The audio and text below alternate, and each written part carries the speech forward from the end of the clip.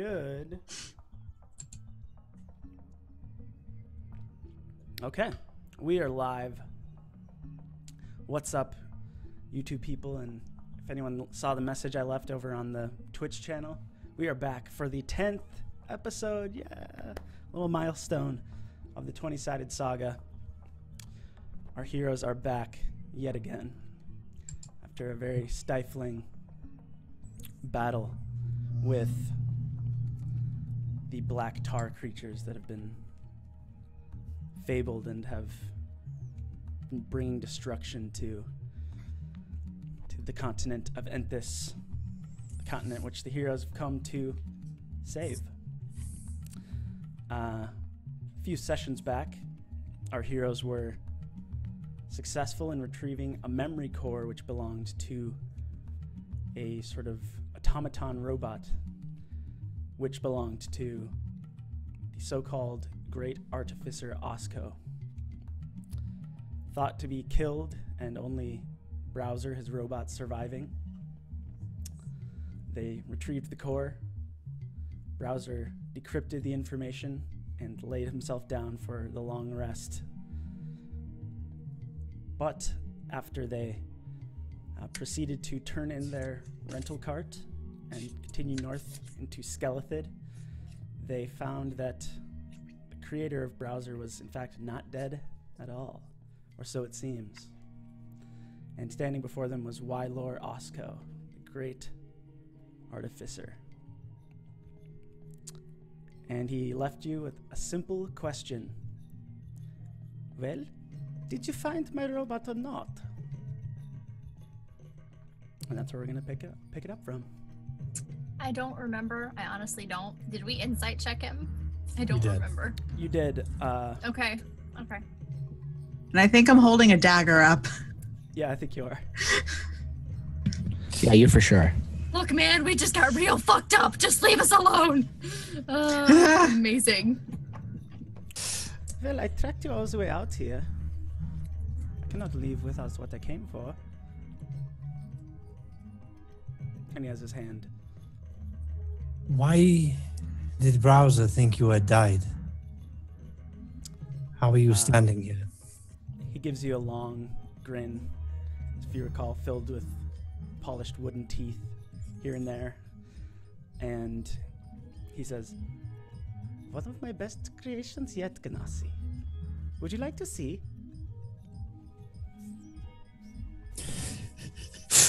Part of you's like, no, but I will say, yes, I am quite curious. The truth is, I'm sad it had to be destroyed, but look at this. And he takes out of his backpack this sort of metal rod with like an axle and another metal rod. So it's just like a V with a little axle in it. And he sort of stabs one end into the ground and it sort of stands itself up. So it's just like a rod and an axle and a rod standing straight up. And he sort of holds his hand out to it. It's probably about 3 feet high.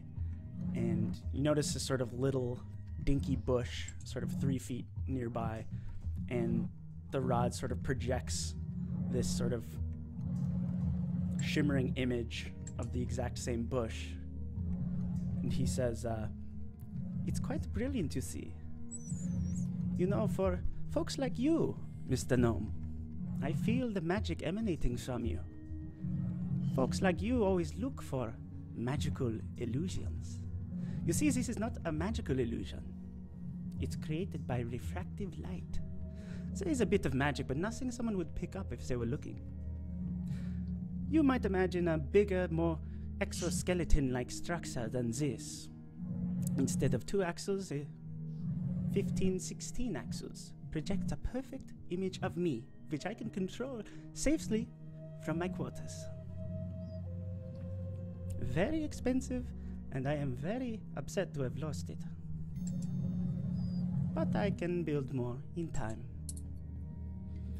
Even Browser did not know he was not really with me." Are you really here right now? What do you think? Can we perception?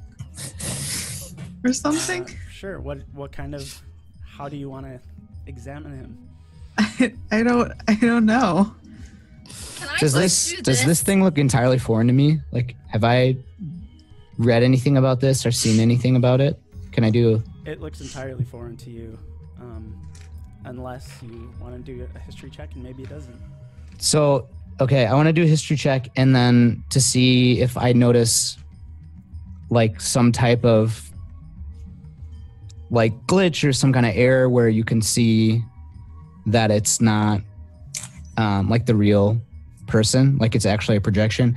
I can't think of the movie. Oh, you wanted to do it on him or the little plant that he created? The little plant duplicate. On him. Oh, okay.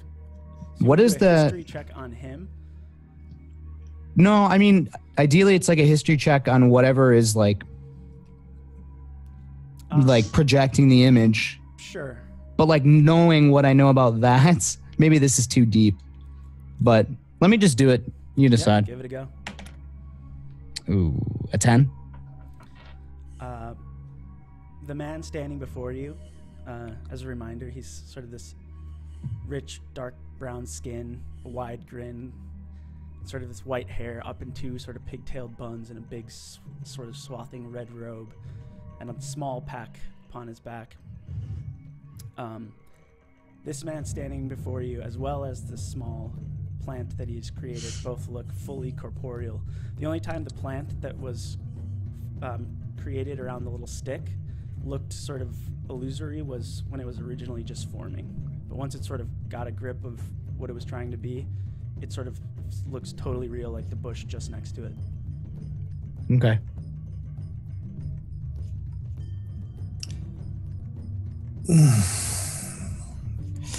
I don't know. We have dealt with a lot after retrieving this device. To hand it over to you feels unfulfilling. Can you decode it here? Give us some information from it regarding these creatures. Oh, you must not like the Oz very much to call them creatures, but I can tell you something. If you found browser, perhaps he decrypted it for you. Did. Oh, we just didn't have a way to read it. That's right. We just haven't read. We've been kind of busy. Our Ornek is missing. Well, it doesn't really. It's not the kind of thing that you guys can really read. It's like, it would be like if I gave you a hard drive with no computer, you can't really like look at it. Okay. And the same is going to apply to this scenario. Yep. Just so you know, Chad is saying that your mic is low. Son of a gun. So if you're using OBS, you're going to have to raise. Okay, it's up a little bit. Hopefully that's better. The same sort of is going to apply here. He's not going to be able to extract the information in such a way just out in the open right now. All right. Oh. He still has his hand sort of out towards you, and he sort of flips it over the other way and like sticks it out and says, "Go ahead, grab hold." Who's got the memory core? Is it Tink? I think I do. I'm honestly not sure. We'll just say that. It would make sense if that Tink has it. Yeah, I think so. Okay. And he just wants me to hand it to him? Well, now he has his hand out the other way, like asking you to grab onto him. Okay. The illusions are pure, but cannot be physically interacted with. Oh. Okay. I'll reach out and take him by the hand.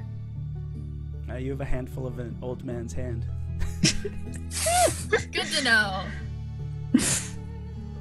Okay, so he's there. Mm-hmm. Well, why should we even believe that you're who you say you are? Why didn't you show up before now? His teeth are made of the same material Browser is. So? I mean, I'm just saying. Hey, we almost died just a little while ago. I know. And if he was watching us... Why didn't he help? That's really shady.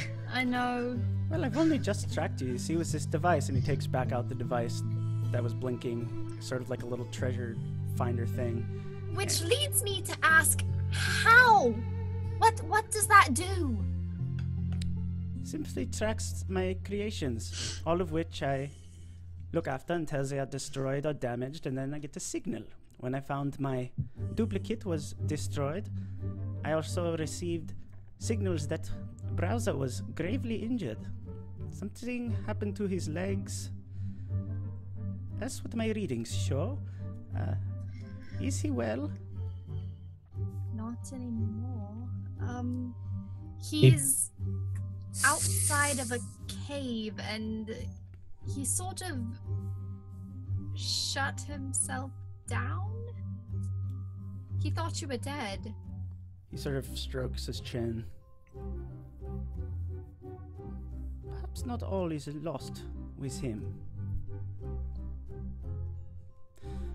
I shall fetch him someday. I assume he used his cloaking mechanism. Yep. Yeah. You now must forgive me. I would like to retrieve the mechanism. I came as soon as I heard my duplicate was destroyed. I must flee and return to Iganoska, delivering the device.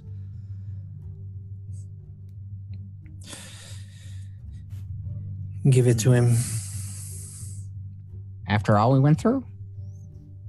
I don't see the purpose in fighting this matter. He's, I assume, looking into the same things we are. Once we retrieve our friend, we can... Well, once we retrieve our friend, take care of the Sending Spire and whatever else. Do you know anything about the Necronox? The time beast. Oh, have you found one? Here's a good laugh. No, we were just told by a trusted friend to protect one. If there was such a thing, protecting it would be good. As the story goes, the destruction of the Necronox would result in temporal destruction for all things. Not something anyone would want to endure. Don't worry, my friend. There is no such thing.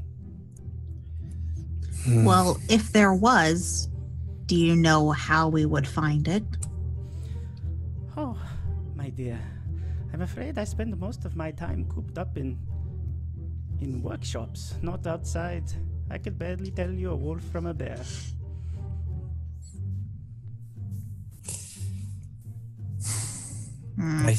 I say give it to him.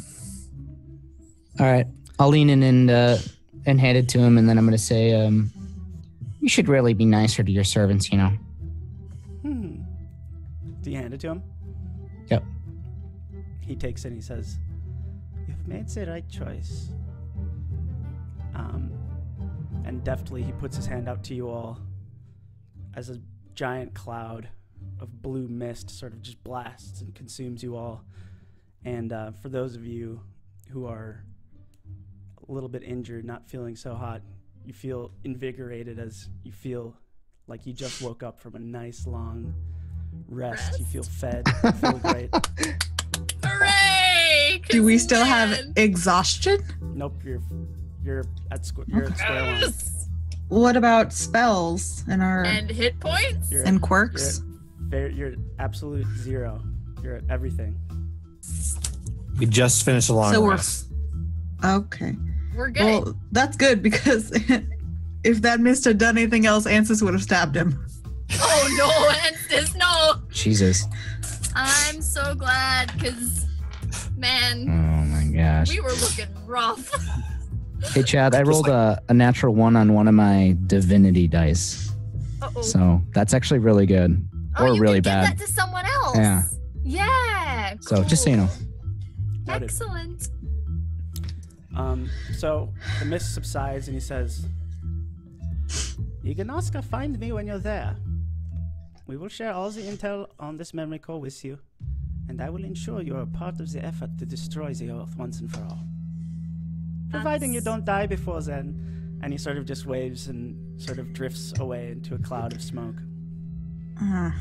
Thanks, I Thank guess. you. That was odd. Dude can get Yeah. anywhere, and like that's yeah. I'm gonna do I a little feel behind the better. curtain DM for you guys. Osco is like a legendary character in this universe. I had an icon prepared for him. You know how the little spike indicators on the icons are sort of their levels, so to speak. He has like 50 spikes, and he's like a legendary character. If you guys would have fought him, it would have been an insta loss, but he wouldn't have killed you. Good to know. Wow. It would have been like blink and we're down. Never did. He's one of the sort of legend characters that lives on this continent. So he's a close Take care of one. himself. What? Okay. So Now that was. Unique? That is one word for it. one memory core less. I put my dagger away. Yeah, where are we going? Now what do we do Tracking. now that we don't need to sleep? Tracking. We need to keep going. Kelm Yeah. is still missing. Oh, okay. We need to find him. Wow. You were if you recall, you were in sort of these muddy, puddled lands where the creatures came out from. But as you sort of encountered Osco, that was sort of coming to an end, and there was starting to be some bush growth and some tree growth, and you were sort of pretty much on the border of Skeleton and Congress Canyon. Oh, and thank you all for dragging me out of there. I'm sorry. I'm not much use in up close and personal fights. Sorry, that didn't go as well as I would have hoped. We were all caught off guard. Yeah. But of course we saved you. I am eternally grateful. Are we approaching this in a more civil manner? Is that what we learned? That we should be in no risk, right? That was what Savine said, right? We don't have Yeah. Kelm with us, so we should be able to walk right in and it shouldn't be a problem. Yeah. It's morning, right? Isn't it? Kind of? It is Think so? Or it's like midday? third week of summer, the day of Mul, and yeah, it is kind of noonish. Yeah. Because we woke Alright. up at Hogs and then. Okay. I prefer to keep our eye out just in case. Can't be snuck up on again. Kind of look to where the mist floated off. I am going to change out a few spells. Can I do that? Can we do that? That I will say no. You don't. Okay. You don't Okay. actually. It's not actually a long Okay. rest. You're just sort of. Okay. You got That's hit fine. with like a healing bomb. So it will restore slots, restore health, restore. That is fine. All right. I mean, I guess we just push on. Continue north. Yeah. Mhm. We'll just follow the tracks. Okay. It's not long before you see sort of this sort of smattering of buildings in the distance. Sort of in this circle, you're kind of coming down. The trees are sort of sprouting up a little bit, and it's starting to get a little bushier. But nothing too crazy. A lot of them are kind of dying a little bit, sort of brown, autumn-colored trees. And the ground is still sort of this yellowy, kind of sandy dirt. And you see these sort of outcroppings of buildings in a circle surrounding this massive, cylindrical, almost just block sitting there in the middle of everything. Looks like a giant wall has been built at the center of this main city area. But you do see a building out front Any destruction? No destruction at all. It looks very well kept. The sort of little houses and fences around the outer buildings are a little bit more humble. Further it goes in, the higher it stacks up before it hits the wall, and it's just like a big circle in the very middle. Very large. You're kind of far away, so you can kind of see the whole thing. What was the name of the city? The territory is called Skelethid.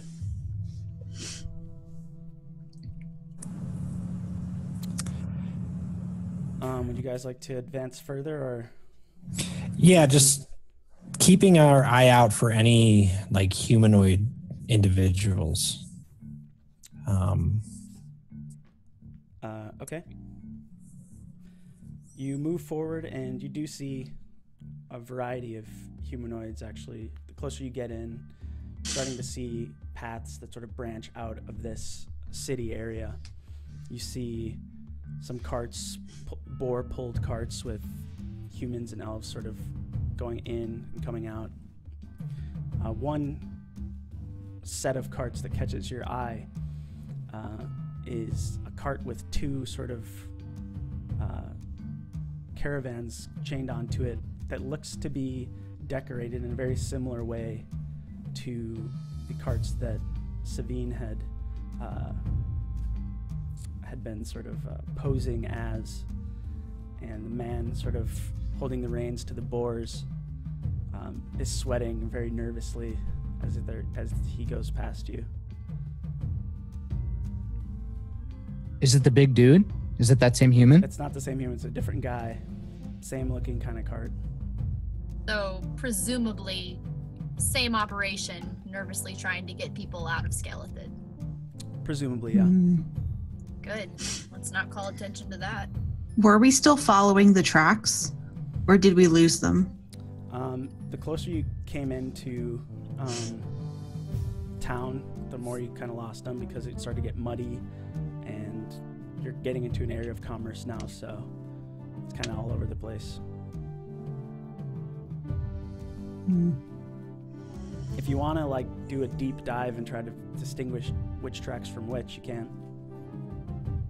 I can try.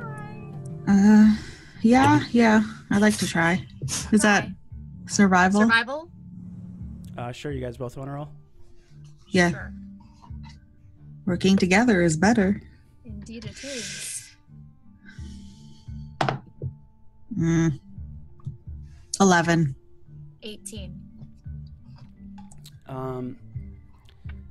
It's pretty difficult to make heads or tails. It's a lot of the wagon wheels look very similar, especially sort of outrig vehicles that do a lot of scouting are very common. So you can't really tell, but what you can tell is that there is a main sort of entryway. You can see most of this entire sort of smaller village area that goes all the way around this whole zone of territory is sort of, it's not even really fenced. It's just like logs coming out, just pointy logs that sort of are butted up next to each other.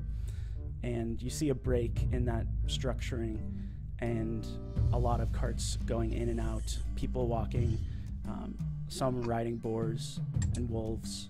And you do see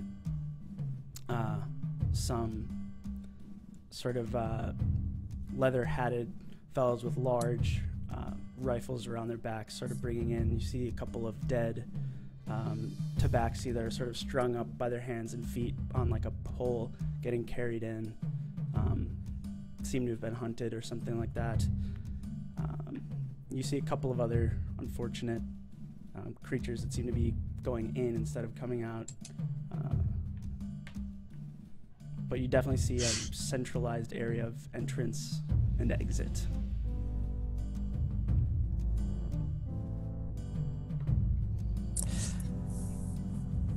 Kinzel's not feeling good. Neither is Morella. Other than like the hats and the guns, do they have like a sigil, or do they look like they have like a crest or something that? They like don't have. would be like a guild. They don't really wear. Well, at least these fellows you can see don't really wear anything in common with one another. Some of them have sort of green tunic on.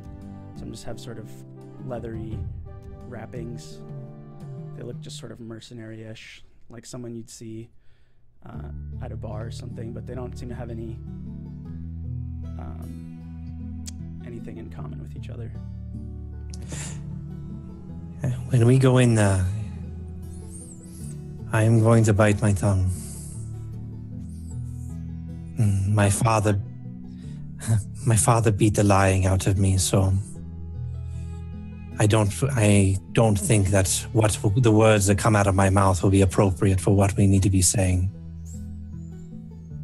I just put a hand on Kienzel's shoulder and just pat him and just nod. Ched, can I get I'm just having a hard time visualizing this. Is it like a city within a wall, and then within that city, like there's like a second, like almost like a keep where it's another walled off area? Yeah, or is it like much. open, like an open field, and then it gets more cluttered with people and shit, and then on the inside there's like a truly secluded area? Like I can't. Yeah, so imagine. Like, do we need to enter a gate to get inside to the city?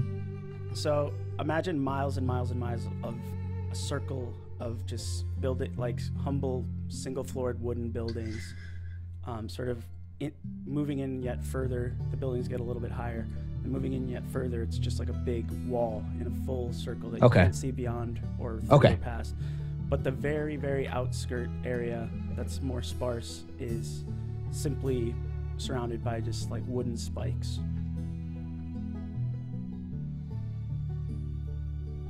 Should we continue? Yeah. I don't know how to proceed exactly. Just casually. Walk in and just look around? Yeah. Let's just see what we see. Keep an eye on those guys. I say that really quietly. I'm good with cities, guys. I can get us around. Perhaps we just walk in and say we are looking to hunt an Ornick. Sorry, it's a morbid laugh. Didn't we hear that Ornicks don't they do like pit fighting? They're the most prized, one of the most prized. Aarakocra and Tabaxi are eaten immediately at Skeleton. Hold on, it's written down here somewhere. I don't recall that, Marie, but...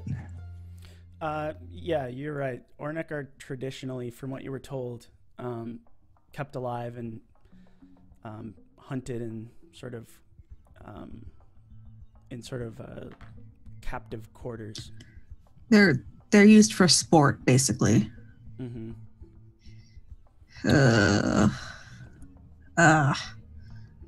And this isn't anything black market. It's completely like legal here in the open. Here. It's not really legal, but this is the law. Colonel Gann is kind of the law, and everyone who lives here is in on it.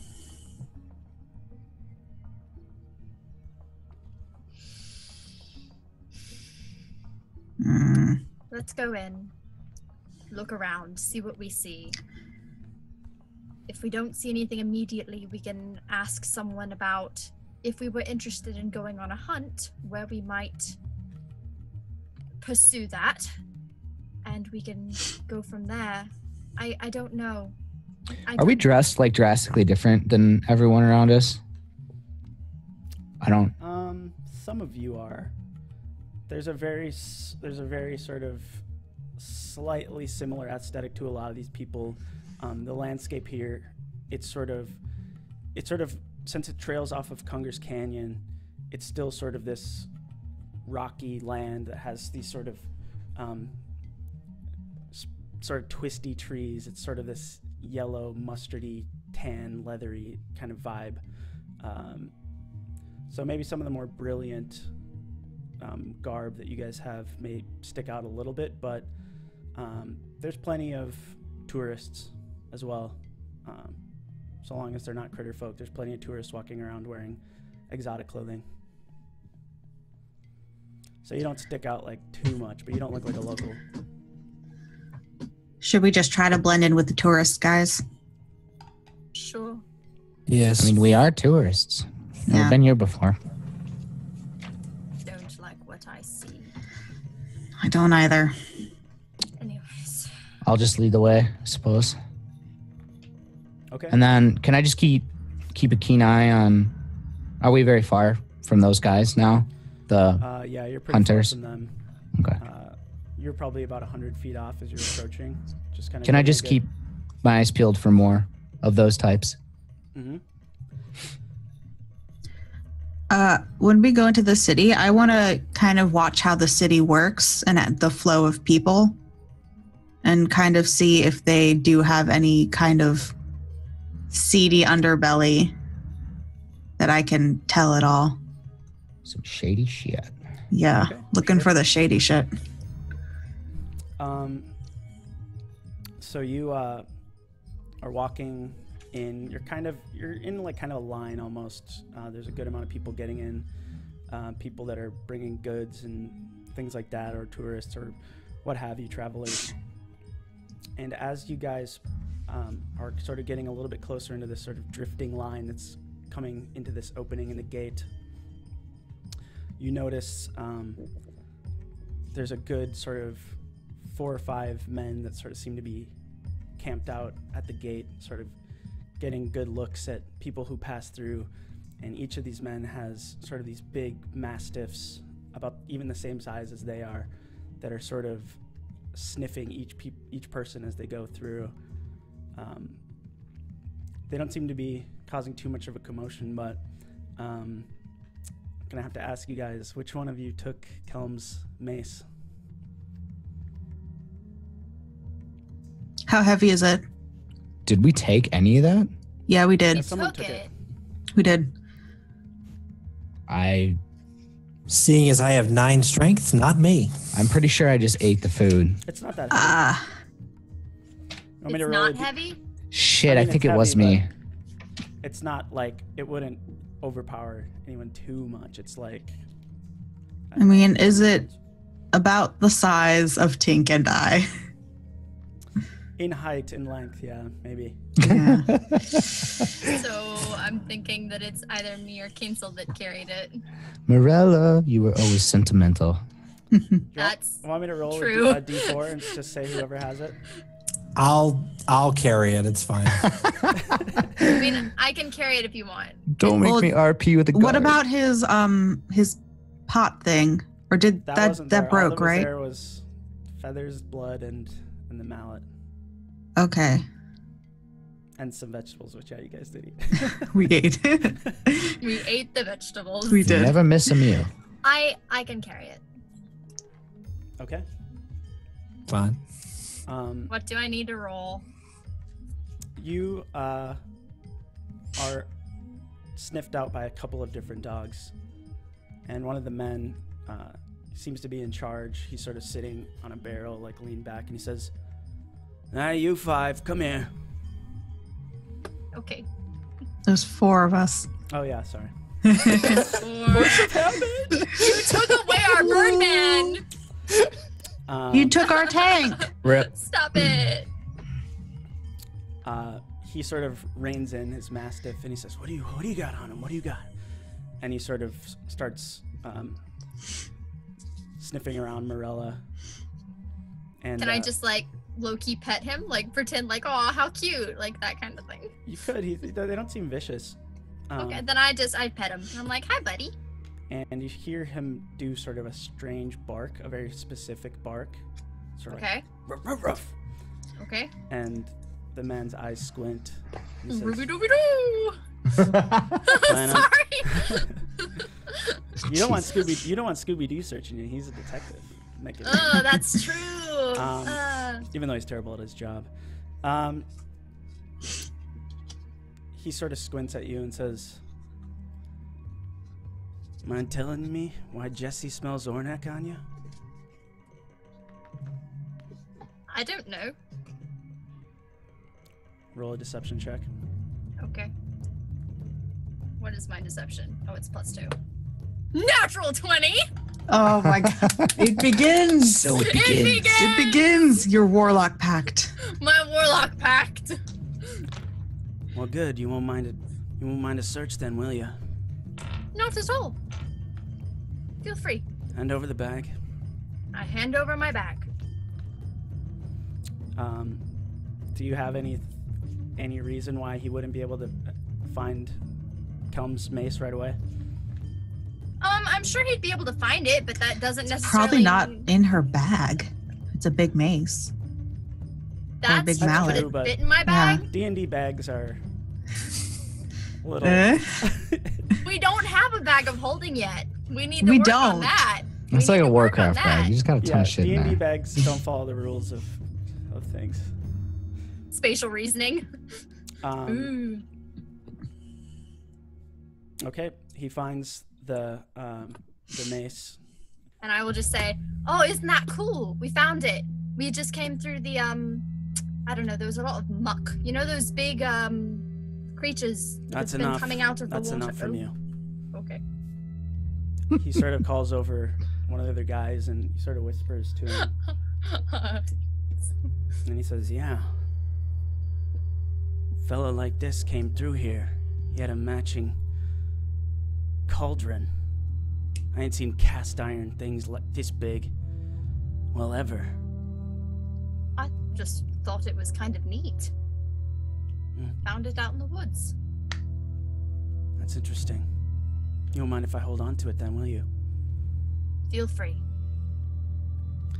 He says, "Take it to holding. Belongs to the fella boss just brought in, the big one. He might need this for his game." What game is that? "Enough with you, I got people to see," and he sort of shoves you off and hails in the next group, and the dogs start smelling them. Once you sort of pass this little checkpoint area, you notice a pretty bustling, thriving little kind of humble town. In the distance, sort of shrouded in atmosphere, you see the buildings get a little higher before you just see this wall that almost takes up your entire field of vision, stretches up to the sky. It's just this blunt, gray, big wall. The guy that took Kelm's mace, where did he go? He gave it to like an underling to he like chucked it in like a cart with a bunch of other stuff. Has that cart gone off yet? Yes, it's begun to. Guys, Direction. I can follow it. Go. Okay. Get it back. I cast Pass Without a Trace. Okay. Yay! Morella, do you want to come? You can take two? I can. Pass without a Whoever. trace does everyone. It's area of effect. As long as you're Yeah. within 30 feet of Love her. pass without Yeah. a trace. Oh, That's damn. exactly a spell that I planned on taking too. It's part of my my trickery thing. Cool. So I always have it. Oh, I That's love awesome. Yeah. Okay. Yeah, Kinslow and I can just roll and do something. Okay. Sure. So So the cart you see goes kind of off to the left, and it starts to sort of zig. It's being pulled by just two guys, just sort of a simple wooden wheelbarrow. Inside you see various weapons and armors, some unfortunate sort of necklaces that are sort of chained together with bird beaks. See claws, claw necklaces, trophy stuff. And Like actual bird beaks or like Ornak beaks. Ornak. can't tell, but it'd be hard to tell. Okay. That's fine. I'm not looking too close at that. Okay, I'll have you guys roll some stealth checks. Okay. Goody. I'm using Blessing of the Trickster on myself. And that's plus 10, right? Yes, we have plus 10. What? Oh, which dice? Chad, keep turning yourself up. Which dice? Okay, I think my mic Critical is just roll kinda drifting dice. down. Thank you for Yeah. Okay. sorry. No, it's all Are good. people still saying that? Yeah, there's been a couple of comments. He's still, and I just checked it out. He is a little lower than the rest My of us. mic arm is getting old, so it sort of drifts down as time goes. Try to keep it. Okay, sorry. What do you guys got? 30. 28. Okay. What? You're able to follow it pretty successfully and The unnoticed. sneakiest motherfuckers. We're the For a stealth good while. ladies. What's up? Hell yeah. So Morella and Ansys have sort of departed Absconded. from your view at this point. Kinsel and Tink, what would you guys like to do? I looked to Tink. Maybe we should find a market or something. I think that's the best place to get information in our current position. That sounds good. Do you need to shop at all anyways? I don't think so. Me neither. Let's talk to people. Get some health potions. Take notice of something in the air. He hears that. Just hear it in the back of your mind. Get some health potions. Okay. So you guys want to just kind of find a... Yeah, if there's some sort of like town market or any sort of vendors or anything, kind of just Sure. selling. Yeah, so the sort of opening of this gate, there's a lot of like, almost like administrative buildings, just like they seem to be buildings that the guards kind of are coming in and out of. But once you kind of pass some of that, you start to hear some light music, and I hate to say it, but you smell some meat cooking. It smells really good.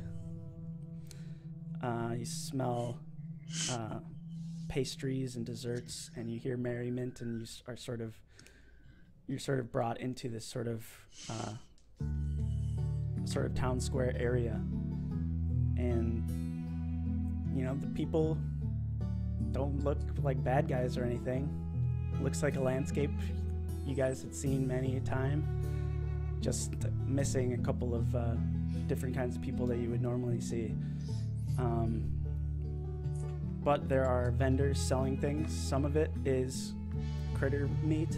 Some of it is, more like game meat, like pheasant and roast beef, things like that. It's actually like the signs or whatever say this type of meat here, this type of meat here. Yep. There's a stand that is all sort of fowl, and there's aarakocra or neck meat right next to chicken and turkey and stuff. It's all the same.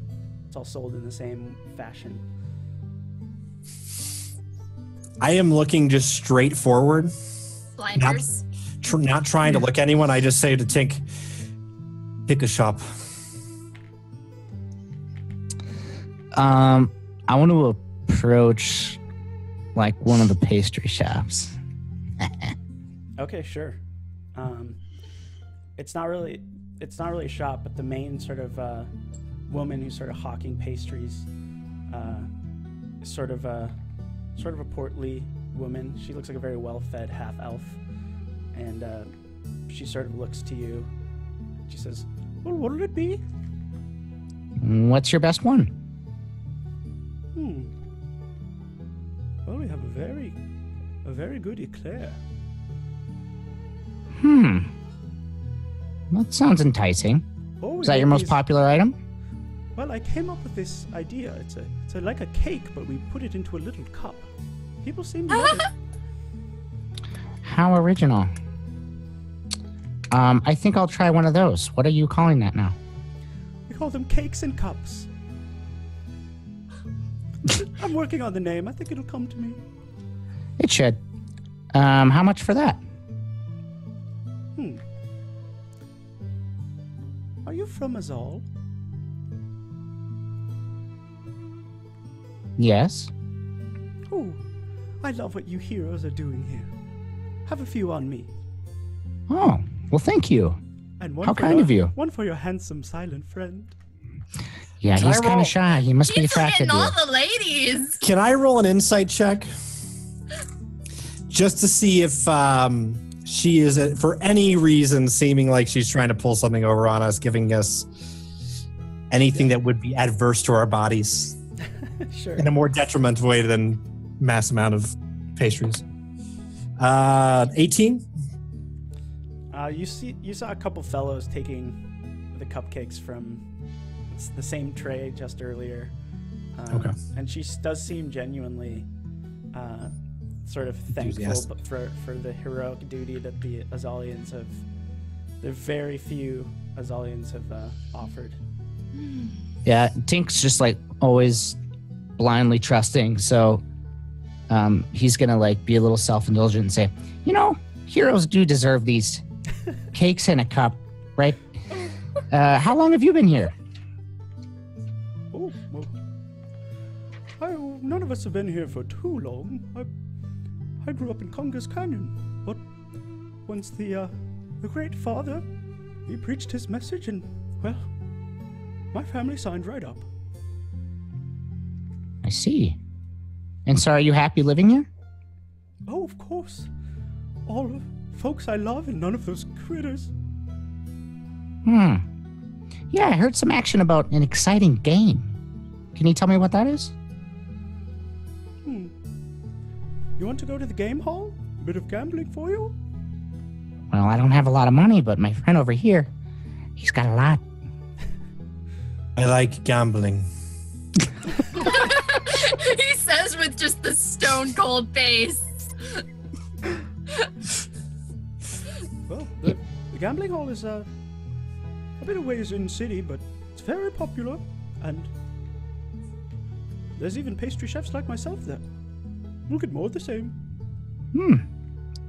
Is that a common event? Do those happen frequently? Every day? 24 hours a day.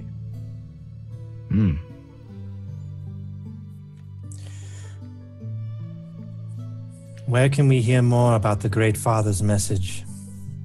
Oh, just ask any old Tom, Dick, or Stanley walking around. We're all so grateful for his protection. I see. Do we know what race he is? You've heard that he's a human. Someone told you that, but it was in a fleeting sort of way.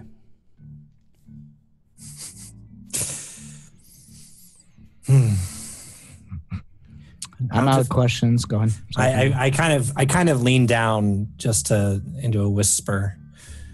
If I was interested in hunting an Ornek, could that be arranged somewhere? She reaches out to grab your wrist. I don't pull away or anything. She sort of looks at the underside of your wrist, and she says, "Not without any accolades, you won't get in there. The Ornek hunts are only inside, in the Great Father's keep. But you need accolades to go inside." How do I get these accolades? She sort of looks over your shoulder at sort of a mounting line, and she sort of looks back at you, raising eyebrows, and she says, "I have customers. There are others you can ask." I will bring 3 gold out of my thing and just place it on her cart. And then I'm going to take another pastry. It's important that I find this quickly. Well, all you have to do is go to the hunting guild. They'll explain where you can get accolades, how you can get inside. Okay. She sort of takes a sniff and says, "You seem young, heroes. I'm happy for what you're doing for us, but you might not be prepared for the hunt. Only the greatest hunters can participate."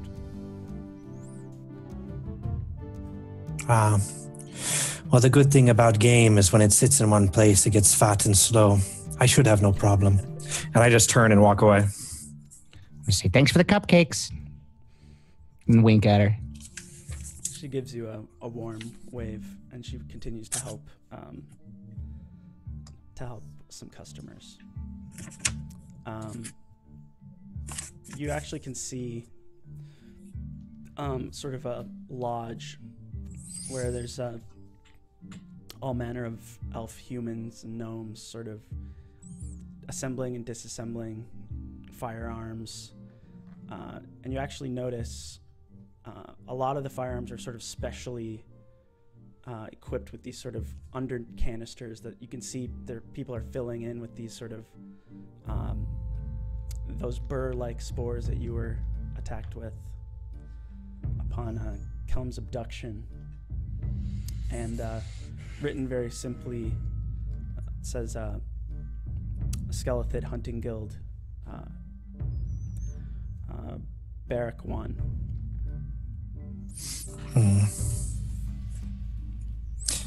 And we're gonna swap over. Yep. The cart sort of, it winds a little bit through the sort of outer layers. You guys are pretty much directed straight through at one point to the wall, to the main inside area, which actually takes a good while to get to. So in theory, this would have taken you guys longer to get to than a conversation that Kinsel and Tink had, but we'll just not worry too much about that. But you've tracked them very far, sort of darting across from alleyway to alleyway, staying unseen. You hear a classic like, "Hey, you hear that?" And the other guy's like, "It's probably just the wind." Stuff like that. And soon you see them approaching the wall that doesn't seem to have windows or doors or anything to it, but they do approach a small, very, very simple, just 7-foot high doorway. And you see them sort of pulling up their sleeves, and they sort of scan their wrists against the side of the wall, and the door sort of opens. It sort of goes. Anything? How long did it take this to all happen? The scanning thing, or the well, whole for us trip? to follow them the whole trip. You're pretty far out since you guys began on the very far outskirts. It's a bit of a hike to get to the core of the city, to the actual wall, to the inner part of the city. The walled area is known as Skelethid proper. So it takes a while to get there. If there's stuff you want to retroactively do while you were walking, that's fine too. Well, I just need to know for my spell. I'd say it'll take a little over an hour. Maybe 2. Wow. Okay, I would have to recast it. Keep in mind, you guys aren't like booking it to the center of the city. You're following 2 guys that are pulling a cart filled with heavy stuff, so you're not really traveling too fast. Yeah.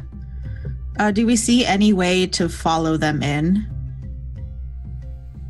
Short of running behind them. And that's pretty obvious. But you could wait for them to go in and go up to the door afterward if you want, or you could try to catch the door before it goes down or something. But there's no other way that you can really see to follow them in. Any ideas, Mira? Unfortunately, no. Not really. Not that I would consider safe ideas. And we can't help Kelm at all if we're caught and strung up. Yeah, you're right. But at least we know where it is. Yeah. We can come back. Yeah, we have to figure out what they scanned, what was on their wrist. Something on their wrist. Very Yeah, Tattoos, do you think? maybe. It's possible. Alright, well. Head back. Yeah. Have you guys make another stealth check while you're sort of watching them go in. I don't have pass without a trace still. It's within the hour, right? Sure, yeah, you can still have it. Okay. Reasonable. You haven't expended much like energy, so it's reasonable to think you could still have it. Okay. 31. 24. Okay. You remain unseen. Okay.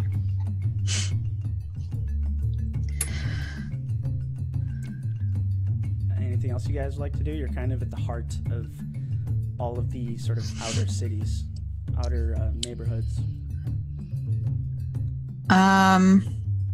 Buildings around here look a lot higher. You see 2, 3-story buildings. Looks like a lot more homes and less sort of businesses and various merchants. Can I look around and see if there's any kind of other entrance to the inside? If there's like a servant's entrance or something? The vastness of the cylinder, it's almost like you can't even see it, the curvature of it with your peripheral vision. And the only reason you really noticed the initial door was because they went in it. But yeah, you can make a perception check if you just want to scan the wall or something. Yeah, I just want to look.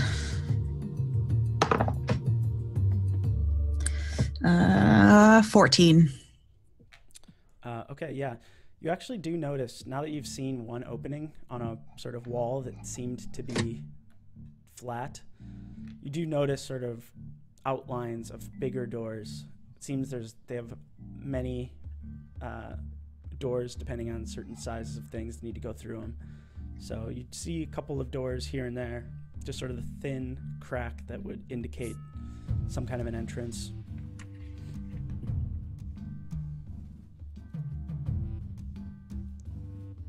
Are there guards around it? Nope, no guards at all. Can I go and take a closer look at it? See how it opens? Sure. You see the door that the cart guys went through. Do you want to go to that one, or do you want to pick a different one? I can tell you what else you see. So neither of them have guards? Nope, it's just all of these sort of housing buildings around you, and then like an alleyway, or like kind of like a span of street, and then just the wall. Okay. With no do any of anything. Do any of the doors look more worn, less used? The whole thing is pretty beat. It seems to have withstood any number of people trying to enter, or people attacking them, or what have you. But it does look pretty worn, but none of them look more worn than any of the others. Okay. I just want to go up to one and see how it opens. How close would you want to get?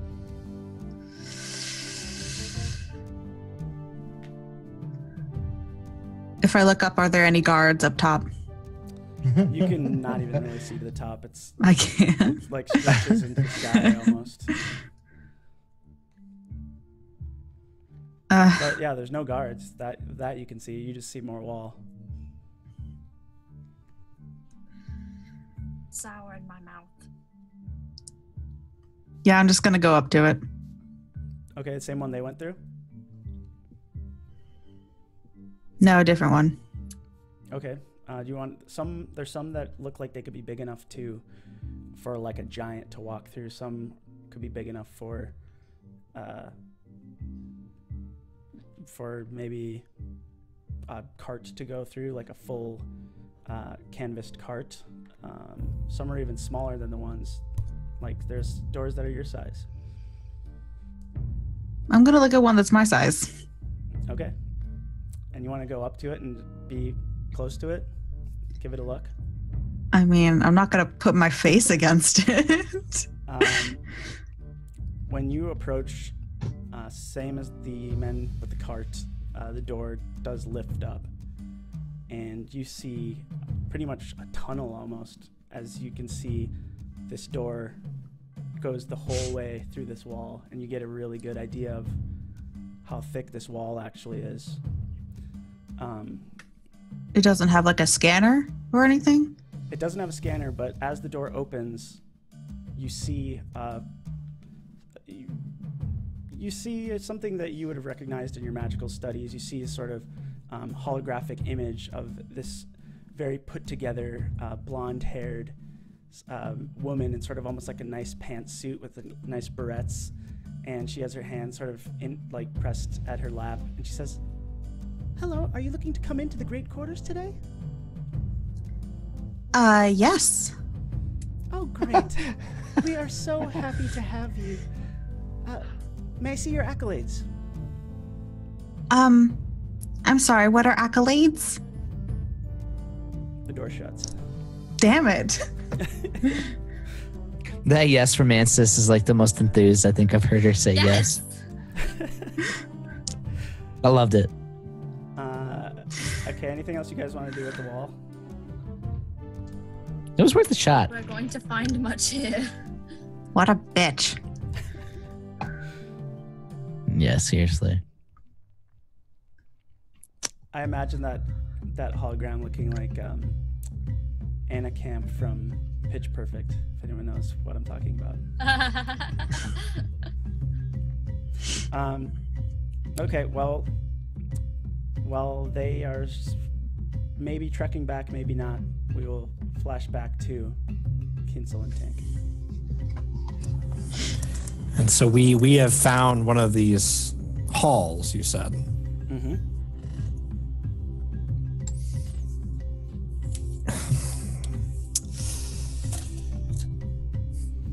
Should we go in? Remind me, this is one of like is this like a religious hall, or is this like a followers? This is like a Hunter's Guild little Oh. outpost. It's like a sort of like a wooden kind of canopy kind of area. You see some various figures sort of messing around with some firearms and some weapons. I'm gonna lean in closer to Kinsel and say, are we to play the part of the hunter, or to act like we're interested? What do you think is the best angle? Well, if we need accolades to get into the center, that leaves two ways. We either break in or we do it the way they want us to. I see no harm in seeking how they want us to get these accolades. Yeah, I think that's probably right. Let's just see what it takes. Okay, the closer you guys get to it, again, regrettably, pretty much everything that happens in here, by the way, guys, just sorry in advance. It's just the way they are, it's not me. So as you walk in, it's kind of like you see further into this kind of area, and you see the walls covered with all manner of skins, ranging from exotic beasts. At the back, you see this mammoth stuffed 8-foot caprin, sort of locked into this sort of battle pose. Not the first, it is the first time you will see a caprin with no clothes on. Seems to have been stripped of his clothes and put into some kind of pose. And all around are tables and men and women just drinking beers, polishing weapons. What'd you like to do? Is there a bar counter or something? There's not a bar counter, but most of the people seem to have brought their own stuff. So there's a lot of, people sitting there with big jugs of wine and mead, and there seems to be sort of just beer everywhere for the taking. Oh, interesting. Seems to be a very communal area. Yeah. I don't want to be the one talking here. Yeah. Well, that's okay, because as you kind of walk in, you hear the sort of clanking of spurs behind you, and you feel two sort of big hands on the two of your shoulders. Tink, the hand to you is particularly large and alarming, as a sort of large, long-haired Goliath stands behind you, and he says, "Well, these two boys buying cupcakes over there heard them asking about a hunt. What say we get them a beer and show them where they can go?" God, please don't make us like kill something we don't want to. Oh no! Please don't, guys. That sounds exquisite. A beer for me. He sort of goes over to a table of much smaller fellows and sort of just scoops up a bunch of their beers. They're like, hey, what the hell? And he sort of shoots back a look at them and they're like, okay, geez, chill. Is this like a huge human? He's a Goliath. Goliath. Oh. Half giant. Yeah, he's like standing tall. Way big. But he has like long barbarian, like Conan the Barbarian, luscious hair. What is your name, good sir? You may call me Straum. You are quite formidable, Strom. I would assume that you are an excellent hunter. He smiles and kneels down to you to reveal a very well-kept white smile. And he sort of says, who do you think brought that motherfucker in? The mammoth? Where's The Caprin, yeah. It's a goat person, Yeah. Quite a trophy. He says, now clear a table out. You see a couple of little halflings sort of flee from a table, and he sort of plops himself down. You hear like the wood chipping in the chair. It's kind of like, doesn't want to quite hold him, but it's holding up. And he sort of sits back and he's sipping from a big mug. And he says, so you want to hunt Ornick, huh? Well, we were in the process of doing so before our quarry got picked up. Sorry, say that. What did you say? We were in the process of doing so before our quarry got picked up. Well, you know, the bad news is, I hate to tell you, Ornick are rare now. You got a couple come over from Azal, but damned if we can find them. But look, I can tell you a secret. They say they brought some big motherfucker in the other day. People chomping at the bit to hunt him. They say they might even let the colonel hunt him himself. But I'm sure that's just hearsay. This hunt? Where do they do that? No, inside the Great Keep, the big old walls. You put him in a room and hunt him? Doesn't give him much of a chance? What kind of a hunt is that? Not just a room, but a full habitat. Trees, waterfalls. They're self-sustaining in there. They got environments, deserts, ice fields. Anything the colonel wants, he'll go hunt them anywhere. Just won't leave those walls. So it does sound like a bit of a challenge then. Not for him. The guy's a terror. Well, that sounds quite enjoyable to see. Any idea when that's going to go down? Beats the hell out of me. He sort of takes his, he sort of takes his wrist and sort of plops it on the table, and it sort of quakes, and the beers sort of foam over a little bit. And you see he has these, up and down both of his wrists, he has these bloody sort of V-shaped scars, like sort of like a V with a curled end, all up and down his arms. And he says, I was stripped of all my accolades. What'd you do? Well, I can't say. Well, that's fine. But tell me then, how will you witness the hunt? You hear another guy peep up, sort of a small, humble orc, and he says, he caught himself a case of fever. He fell in love like a goddamn simp. And the Goliath turns around, and without a second thought, he cuts the man in half by the neck down to his hip. Oh my god! And he says, you call me a goddamn simp again? It'll be the same fate for the rest of you. Simp for sympathizer? Presumably. Is there a beer in front of me? Yeah. I take the whole thing in. And I puke what I've drank out. Oh no. This is not good. I don't like this. It was all a misunderstanding. I'd rather not talk about it. Now, you want to go inside, huh? If it sounds like the fight of the century, however long it's been. We're never gonna find these guys. Never Never gonna find them. We got killed. We saved him. God damn it! I'll put it to you this way. I meant to have an overlay for the stream that didn't have Kelm on it this time. Or for a stretch of time. So, you want to go inside? How many accolades do we need to get in? And how do we get the accolades? Well, lowest amount you need is 5 accolades apiece. Easy.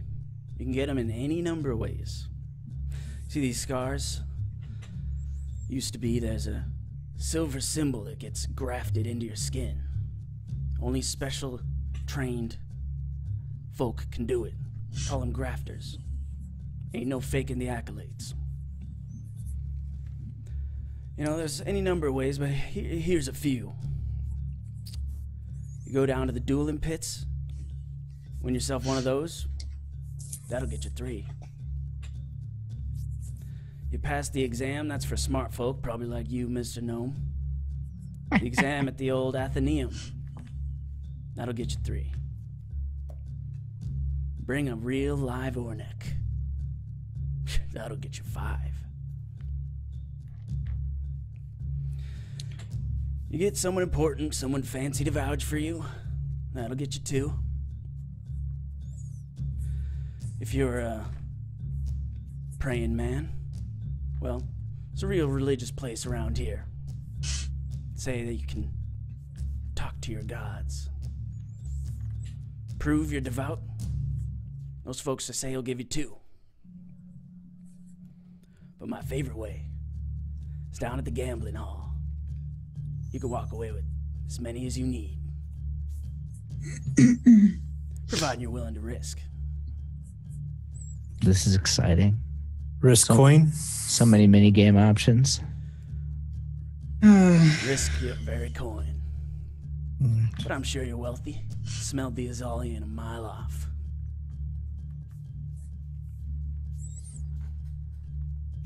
What?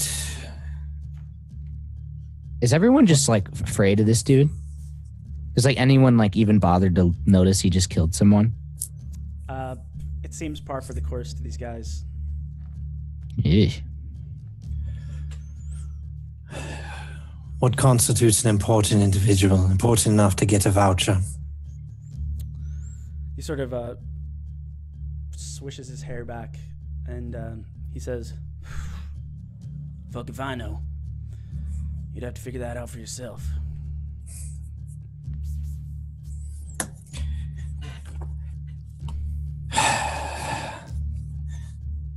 All right. He leans down and says, you know, you don't gotta go hunt inside the big joint. I could take you on a hunt right around here. I know a place. Say they got some refugee Arakakra. We go bust that out, set them running like little chickens.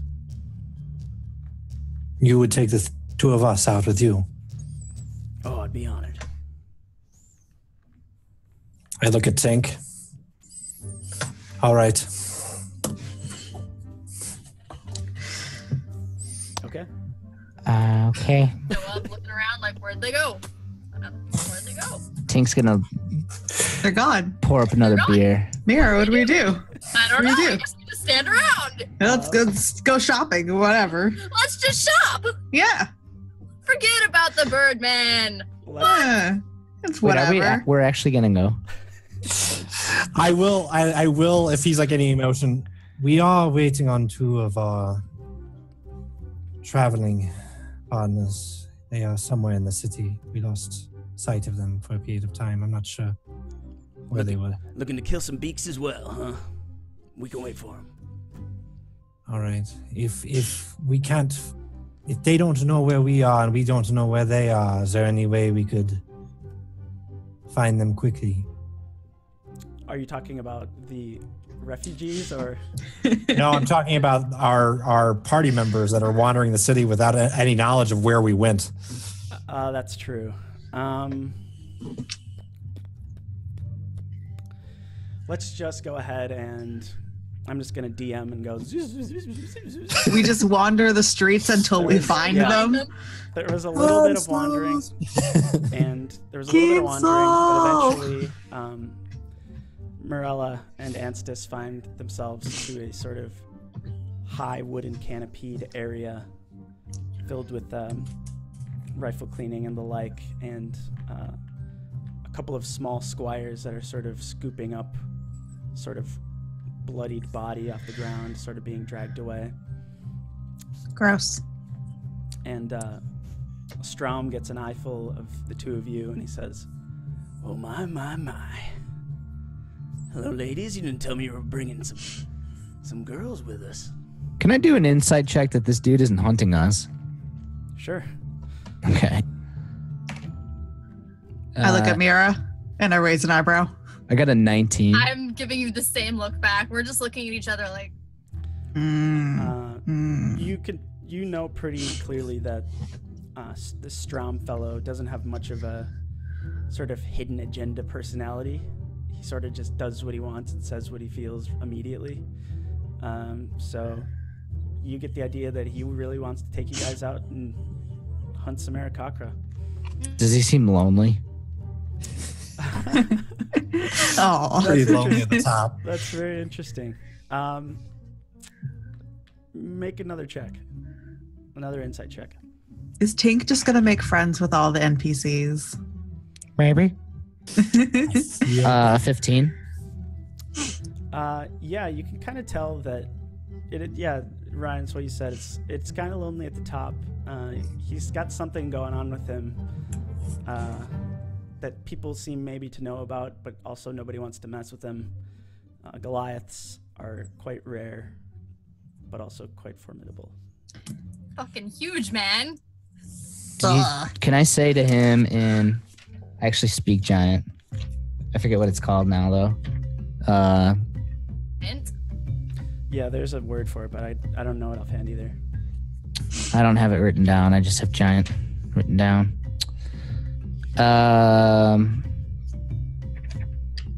Can I say to him in giant,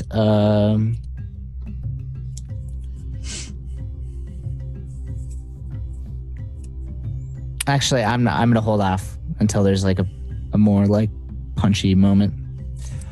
About to go hunt some Aarakocra because I'm not really feeling that shit, bro. Not really either. I think I picture the scene, you guys walking in and coming and meeting us, and I just have a smile on my face like, we're going to hunt some Aarakocra. No! Great. Hey, did you guys get any healing potions? Just say no like that? No, that's Emmy freaking the fuck out because she doesn't support this. Okay, None good. of us do. I think This is the worst. I think the whole bar would have turned. I know. Killed you. I know, right? No. All right, I think I have a way to dodge this. Please. Dodge. My only fear now is if we leave to go hunt, what if we miss the real hunt inside? Oh, very true. I'm really here for more of the big game. Especially if is it Grandmaster? What the fuck's that guy's name? You've heard him referred to by the civilians Colonel? as the Great Father. Great Father. Yeah. Especially if the Great Father's doing the hunting. I'm saying that like very clearly to him, to Strom. He's gonna say, "Fine by me," and he says, "Is she ready?" And you see sort of red-haired elfin woman, sort of brawny, sort of carrying over to her shoulder this big, like, almost like cannon thing, and she's sort of dragging it, and it's sort of skidding against the wood, and she sort of tries to hoist it onto the table, and he says, "I give it here," and he sort of reaches out with one hand, and he sort of brandishes this, like, this giant, like, cannon-sized gun thing. It just seems to have all these mechanisms all over it. Tink, to you, it's actually it looks like kind of a marvel. it's hard to tell what's going on, but it's got a trillion little switches and lights and barrels and scopes. And he says, and he sort of stands up and he says, "Well, more for me then." And he says, "Good luck with the accolades." Wait, Strom. If I wanted to talk to you further, hunt with you later, how can I find you? Well, once I've taken myself enough beaks, I'll be back here polishing her up. Okay. Can I say enjoy the hunt and Giant? Sure. See if he does anything? Whatever it is. He gives you a sort of wink in solidarity, and he flashes you a big sort of toothy, strong smile. And he sort of loses his way into the crowd, and you can see his hair sort of blowing as he sort of kind of disappears, but you can kind of still see his head above things. I take a few steps kind of to follow before my mind catches itself and no one else is approaching. And I just turn to the rest of them and say, "We could have hunted him. We could have put one of these people down." Your mic, Emmy. Oh. There it goes. Really? Is it not working? Okay. It is now. I just said, that won't get us any closer to Kelmkinsel. If they pay 5 for an Ornick, I wonder what they pay for a Goliath. Is there another beer around? Yeah, he left his. I'll grab it and just smash that too. It's a little slobbery, but it's beer. The time for vengeance must wait, Kinzel. This isn't about vengeance. These people are living a disgusting life, preying on individuals not for survival but sport. I agree, but I can tell you right now, and I keep my voice very low because I don't want anyone to overhear us speaking. And I just say, as terrible as it is, and as much as I would like to do something about it, I can tell you right now that the 4 of us are not going to be able to take on an entire town of what appear to be zealots of some kind.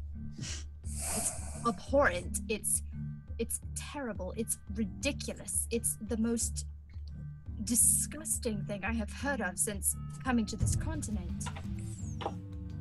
There's 4 of us in a city full of these people. Plus, I think that guy had another story. One we didn't hear. What happened? We weren't here for that. Do you want me to tell you? If you just want to say that you told me. You can do either one if you want to tell her. Well, some fool called him a simp. And he sliced him in half. Is that guy still like laying on the ground? Just like this body? Is there a pool of sliced blood? in the ground? No, when you guys pulled up, there was a couple little squires sort of scooping him off. But yeah, there's still a nice fresh blood stain there. Without question. Didn't the dude say that he like fell in love with someone? Or that? I did hear that. No, you didn't. Well, that's what you heard. Yep, that's what he said. Okay. I think that perhaps this man was, I wouldn't say banished, but he lost his titles purely for something taboo or something that wasn't quite normal in this area. If I'd known, I could have tried to charm him and get answers, but...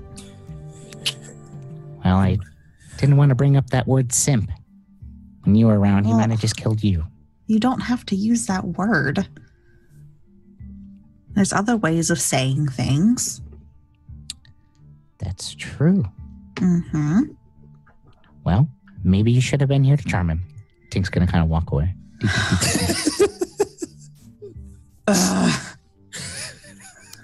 What? Sorry. What did you learn about how we could get into the hunt? What did you learn about that? We need accolades. We need to participate in a variety of tests, duels, some sort of exam. If we find someone important enough, we can get a voucher. If you are a person of faith, you can get a voucher possibly. And there's also the gambling hall. A person of faith. Where do I go to get that voucher? I don't know if they meant any faith or if you preach faith to the great father. I also want to tell you guys that you heard this from Straum, Yeah. not from me. Yeah. This is a food for thought. We're not all gonna gang up on Chad because we think he's some terrible person who likes slaughtering critter people. No. I mean the ways that The information. The ways that he told Yeah. you could get accolades are only what he knows and what he's heard. Okay. He got all of his from gambling. Okay. Did I notice any kind of temple around in town somewhere? You will say between the sort of more humble, sparse cities and the sort of large housing areas that just come before the large wall, you noticed sort of a street that seemed to have a familiar sort of incensed smell with some more sort of robed folk. Not any temples, but you noticed there was definitely, in the cross-section of this whole thing, there was definitely sort of a lane that seemed dedicated to faith and religion. Okay. Now, That you do we weren't able all- to. Yeah. You had to be following. Do we all have to have accolades, or just one of us to get them? All of us. You need 5 per person or per head. So if one of you can had like 7 and 25. one had 3, Mhm. like, so think of it that way. We just need altogether 20. Oh yeah, there's only 4 of us. There's only 4 of us. Altogether 20, yeah. Oh. And the only way we heard anything about the highest one was bringing in an Ornek, right? hmm For 5, and that's the highest one. So you were told. Oh. It is very clear that I did not mention that one. Mhm. Now, can we mix and match those things? Yeah, you can do any of it that you want. So, like, you could get 2 from winning 3 from winning a duel, 3 from passing an exam, and 2 from knowing someone important. You can get them from different places. hmm Theoretically, we could just find a grafter and force them to put them in. Kinsel, are you okay? I mean, I know this sucks, but you're going a little dark. Of the things that I have seen in my life, I have a great respect for living beings living the lives that they want. Hunting is a part of nature. Things need to survive, but this is a perversion. What these people have, a spite for particular individuals, is not a healthy thing. And, well, if a beast is sick enough, it needs to be put down.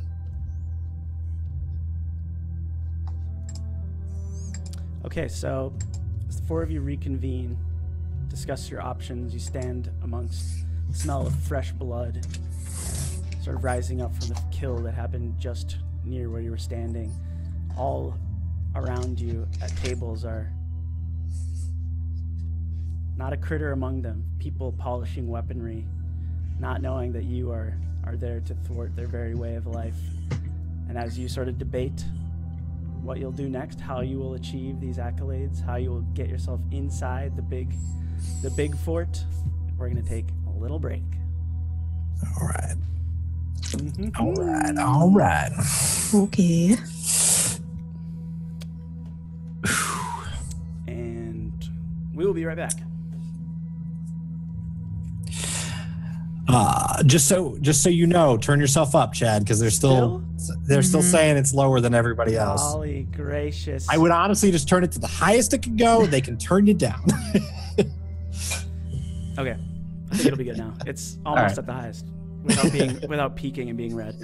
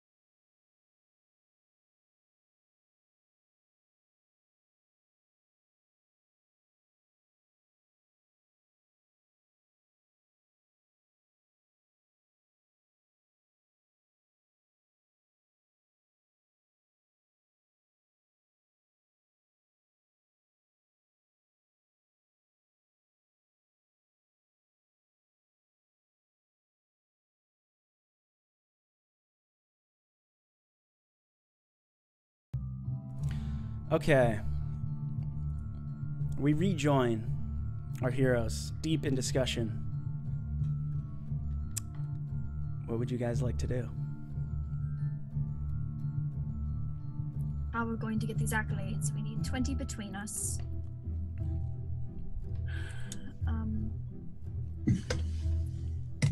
My vote is to check the gambling hall.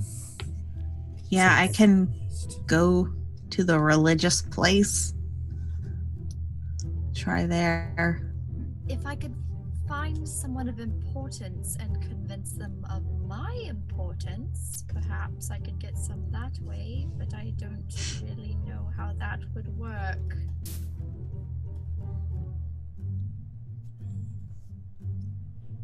Sure. Tink, anything you'd like to do in particular? I'd like to go to that museum. Okay. That's the Athenaeum. Do we all want to split up or do we want to stick together and try each thing? I don't like the idea of splitting up. Yeah. We don't have any way of communicating if we did. Yeah. That's Yes. not good. If we could perhaps communicate between the four of us, I wouldn't feel quite so strange about it, but I don't think it's a good idea for us to split up. Yeah. We can just go to each place and try our hand. Like, we can all try gambling. Oh, certainly. That sounds not good coming from a cleric, but it's true. I'm just going to tell you guys. The timer is running. I know, I don't like it. The world is moving forward. I hate those. You guys are welcome to travel around together and do everything together. Timer is going, though.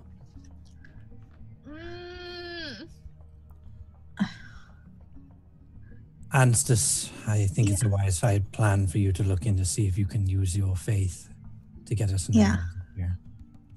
I think you should do that. Okay. Should I just go, or Can it be any faith, or does it have to be clerical, paladin kind of thing? I don't know. We don't know. Farlon, we're not a huge. There's not a huge amount of followers of him, so I don't know if it'll even work for me. It's worth a shot. Did you happen to see an inn or something, a place for us to be able to stay in this place overnight? You've seen a few of them. Okay. Especially in the area where you are. Okay. Okay, can we just pick one? Yeah. And say we meet up there. Yeah. We'll say The closest one sundown. to you is like the hunting guild proper quarters. If you want to stay there, you can. Or there are other sort of more, shall we say, like kitschier inns. Where would you rather stay? I worry about my... Let's get Kinsel out of here. Just gonna, Yeah, especially with I understand. especially with without saying anything. that big guy watching the big dead guy watching over us. It feels bad. Yes, being around these type of people are probably not good. Yeah, we'll find a different one. So yeah, we'll pick a kitschier inn. Okay. And say meet at sundown. Sundown. Is that going Yeah. to give us enough time? I think, at least to pursue options and see if we can't get anything done. Well, what time is That it now? won't give you a lot of time, actually. You rolled in a little bit after noon, and the trek there and back for Anstis and Morella, and there's definitely some downtime for Kinsel and Tink in there, but it's probably getting close to 3:30, 4. All right. But So it is the summer. yeah. So what we'll say is that is where we're meeting up. If for whatever reason we are not there in the morning, be worried. Okay. Your inn is called Muriel's. Muriel's. Okay. What was that? The inn? The name of the inn you're staying at. It's kind of close to the pastry stand that you stopped at. Probably good 4 or 5 buildings down, but it's in the sort of town center area, at least for this sort of outskirt part. Do I have any sense of what like room costs would look like? I'll put it this way. It'll be standard. Okay. I'll just take something. I'll charge you guys afterward. But it's not like you won't get gouged. Scott's not. Okay. I'm gonna offer to go get us room or rooms, and then I will meet Tink and Morella wherever they are going. You guys are going together? I don't. If you want. Where did you want to go? Where are you going? I don't know. My only two thoughts, I think, are perhaps the gambling hall, or if I can find someone important and convince them that I am in fact important, perhaps they would give me accolades that way, but I don't know how long it would take me to find someone important and then convince them that I am in fact important. Well, if we're trying to do this quickly, then maybe just gambling. Maybe we should just all meet at the gambling place at a time, like go our own individual routes and then meet to gamble together. Okay. Yeah. I like that. Yeah. Gambling's 24/7, guys. Hey. 24/7. All right. Let's meet at like 8, 9. Okay. It's 3:30ish, right? Yep. I should give plenty of time. Maybe anyone, yeah. Okay. Sure. So, Kinsel's getting the room first, and then what? I'm gonna secure the room, and then I'm going to the dueling pits. Yay! Take out that anger, buddy. Oh yes! I love it. Fuck Aw, someone man. up. Be careful turning into an animal. I will Tink say wants that. to go. Oh my God, yeah. Touche. I love it. Marie. That's good. Yeah, I'm glad you said that. That was a mental. I'm saying Ansys says that in character as well. Hazel, I know you're mad. I didn't tell you where I was going. Okay, that's fine. Well, I'm super pissed that I can't like watch. Tink wants to be there. Damn Maybe it. your curiosity will take you in the direction of the dueling pits. We could just gamble on you winning. How much do you awesome. want to bet? 5 I don't have that accolades. much. I don't have that much money. All right, We'll see how this goes. let's do this because this could take some time if we all have our own little sessions. Yeah. That's okay. But- Don't feel. I really wish that Tink was there to watch you win your fights. You guys have. I'll just put it out there. You guys have a lot of stuff ahead of you to do. So don't feel like you're like, oh, I should rush off of what I'm doing because I'm taking up too much time. You Okay, know, cool. These are the times, guys. This is the time. This is the game. Okay. Before we all head off, Ansys wants to kind of take everyone by the hand and just say, let me find it. Everyone, we are on a time schedule, but please be careful. Fair paths and safe journey. Break. Okay. Take a D6 inspiration. Hey, wait, just me? Just you. Okay. What? Tink was so inspired. Yeah, but she can't give you inspiration. I'm not a bard. It's not that kind of. All right. All right. Let's do it the fun way. I'm gonna roll a D4 and we'll figure out who's first. Sound good? Yeah. We're Cool. meeting at 9 at the gambling You're hall. meeting That's at what the we I said. thought we said 8. 8? Just either one. Or whenever we get done, maybe. You might be there at 6. I might be there already without money when you The show up. plan is to meet at the gambling hall. Good. I don't know job. how long I'll take, so. Just meet. Yeah. All right. Tink's up first.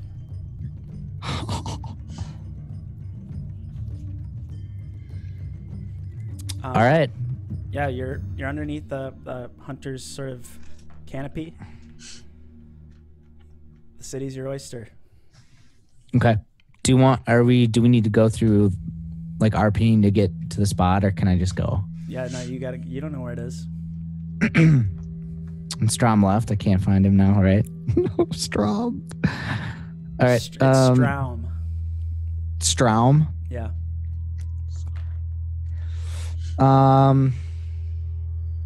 Okay. And we're not in that place anymore, right? We're actually at the inn. Or I think Kinsel went to take care of the inn. okay. So I think Yeah. ready break. Kinsel goes to the inn. You're kind of left to your choice or whatever you want to do. Can I just approach anyone that looks like they know anything?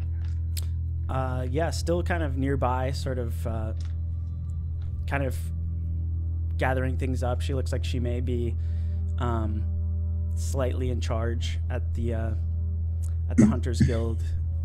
Is the sort of half-elven woman who dragged over Straum's giant cannon gun. And she's sort of picking up puke and spilled beer and spilled nuts and bolts and things like that around. Definitely has a look about her that's... That's not my puke, right? Did you puke? Oh, yeah, you did puke. Yeah, that's why I was like, is she picking up my puke? Yes, that is. I forgot that you puked. Yeah, that is your puke. Gross. Phenomenal. She looks she looks way overqualified, too, to be doing this kind of thing. What was the name of the museum, or what was that building called? The Athenaeum. Athenaeum. Okay.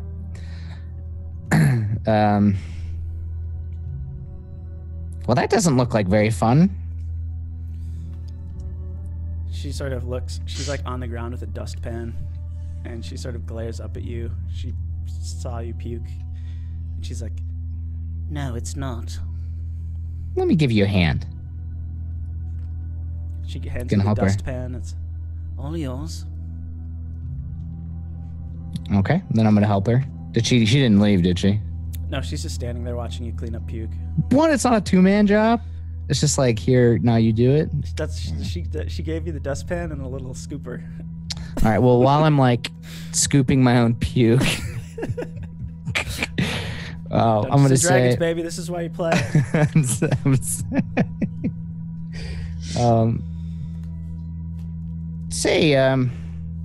Looking to find the Anthenium. I can't read Anthenium. I need to do the phonetics better. Athenaeum. Athenaeum. Athenaeum.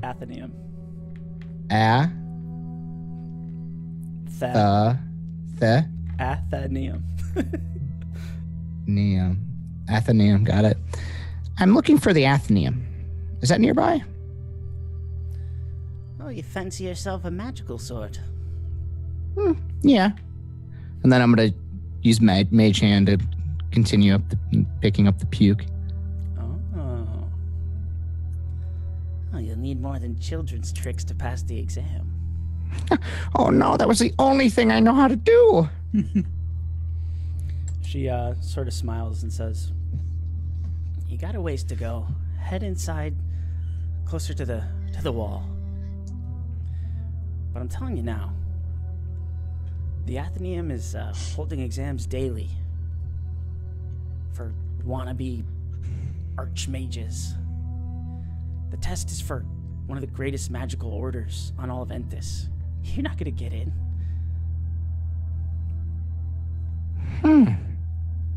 Is that right?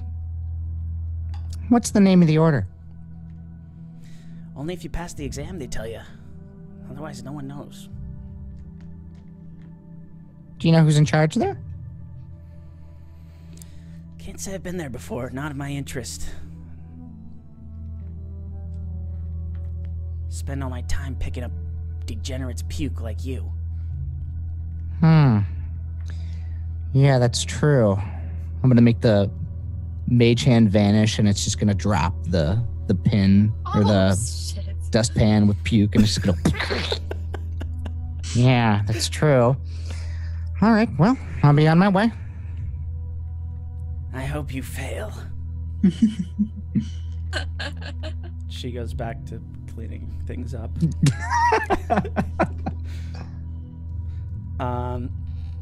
So you head inward. It's a pretty straight shot. And the building that you seek, asking a couple of people along the way, begins to sort of rise out of the other buildings. There's one building that you pass that actually seems very interesting to you. You see a sort of small, polished white building with a couple of collapsed suits of ivory white armor sort of sitting out front. And you see a door that you remember once traveling through, sort of airlock door, to speak with a very strange shopkeeper. And the door is just completely open, and inside it's just empty, and you see all the drawers. If you remember it, the store had these sort of pressed drawers that kind of popped out. They're all just open and hanging and empty, and inside, just in big sort of black paint, it just says "Simp Scum."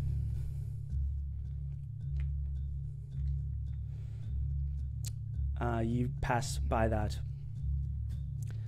and as you would expect, this sort of fine soot and saber store to be near a building that looks like a very high repute, high columns, rising up, made of this sort of sandstone, sort of a rounded roof, and these long sort of lanes leading inside. It doesn't look like there's a door you can see, actually. It's all kind of outside, kind of like, you know, like a Parthenon kind of thing. It's like kind of almost outdoors as far as you can see, but you sort of approach. Do you want to go in, or? Yeah. So you walk in, simply enough, sort of an empty, sort of a stone area, sort of a nice floor, and not much going on. But as you go deeper into this area, you can still like just turn your head to the left or right and see like common buildings. The deeper you go, it's sort of longer than it appeared.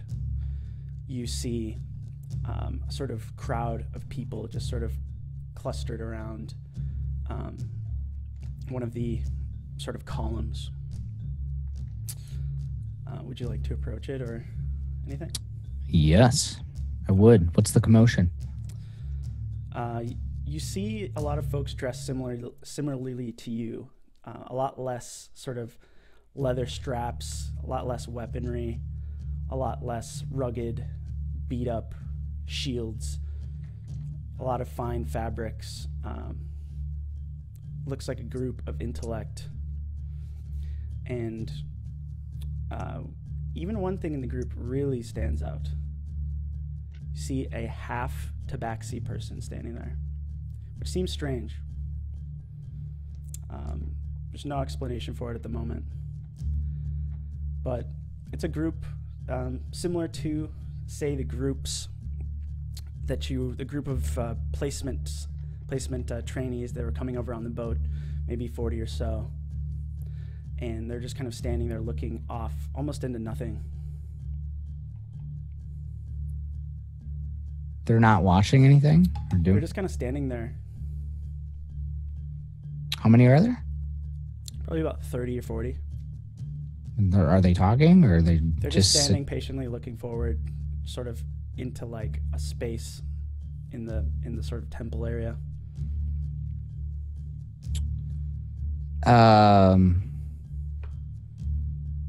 I'm just going to approach and stand next to the group, like just stand amongst the group and like just look in the direction they are just for like a minute or so. The first thing you notice once you sort of pass people's backs as you make your way through kind of the crowd is each of them have sort of a piece of paper sort of fastened to their chests with numbers on them. You see a couple sort of tall elf and a human sort of looking down to you. They say, are you registered for the exam? Oh, I didn't realize it was starting. Where do I need to do that? He says, don't worry. My sister dropped out. Just take hers. And he hands you a piece of paper. It says 17 on it.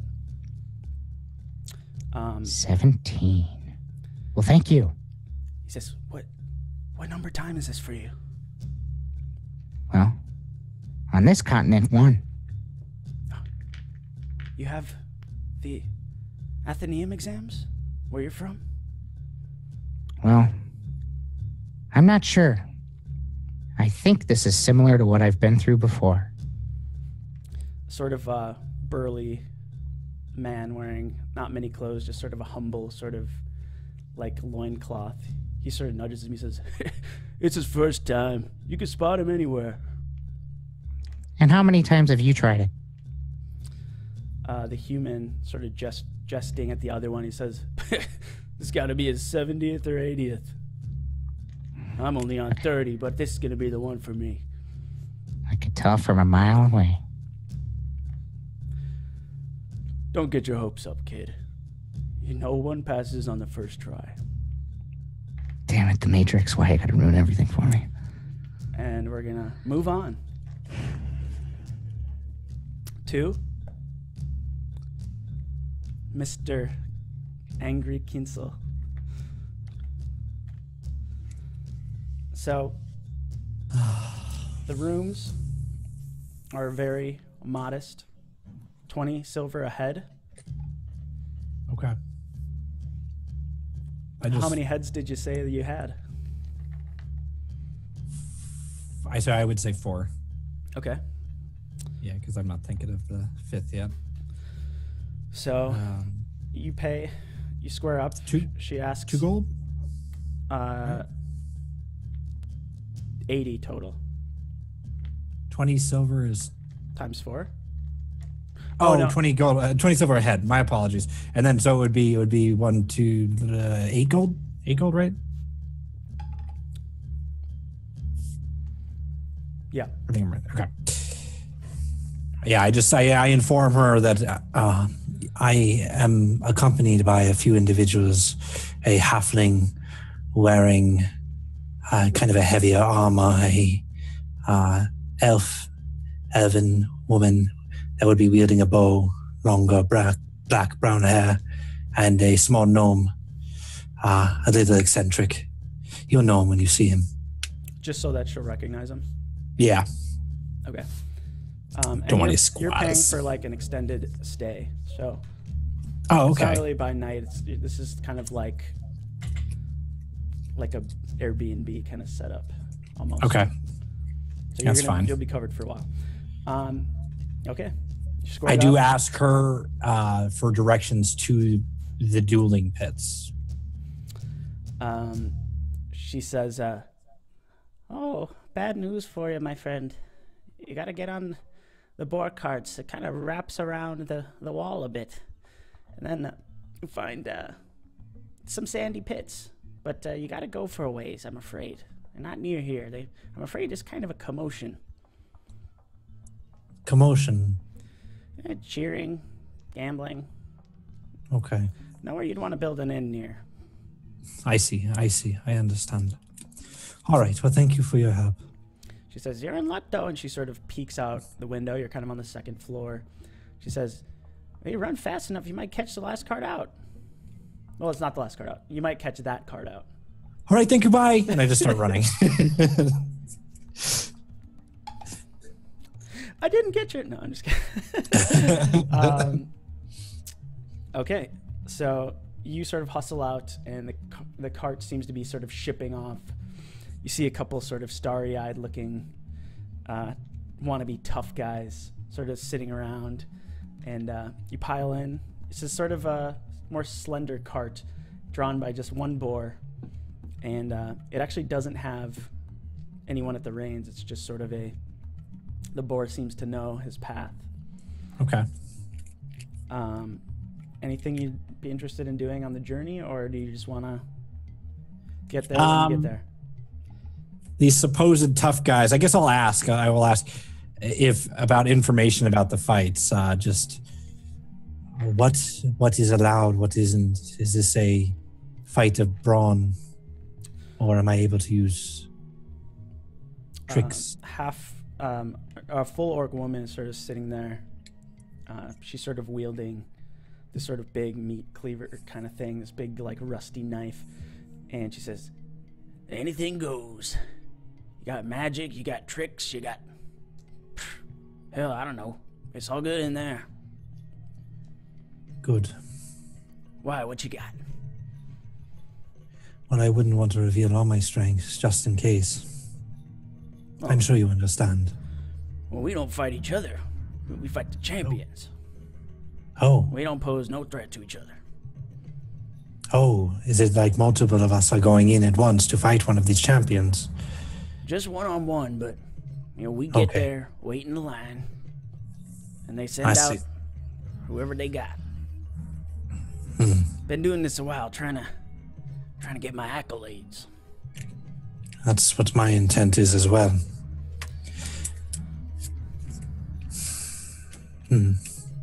Well, be warned, the fighters are no joke here. I'll keep that in mind. This place seems to be teeming with individuals that know their way around blades and know how to take advantage of moments of weakness, so... You got that right. The rest of the time, I think I'm just silent. If somebody asks me a question, I will answer shortly, but yeah. Everyone else sort of just seems to be in game face mode, kind of. Okay.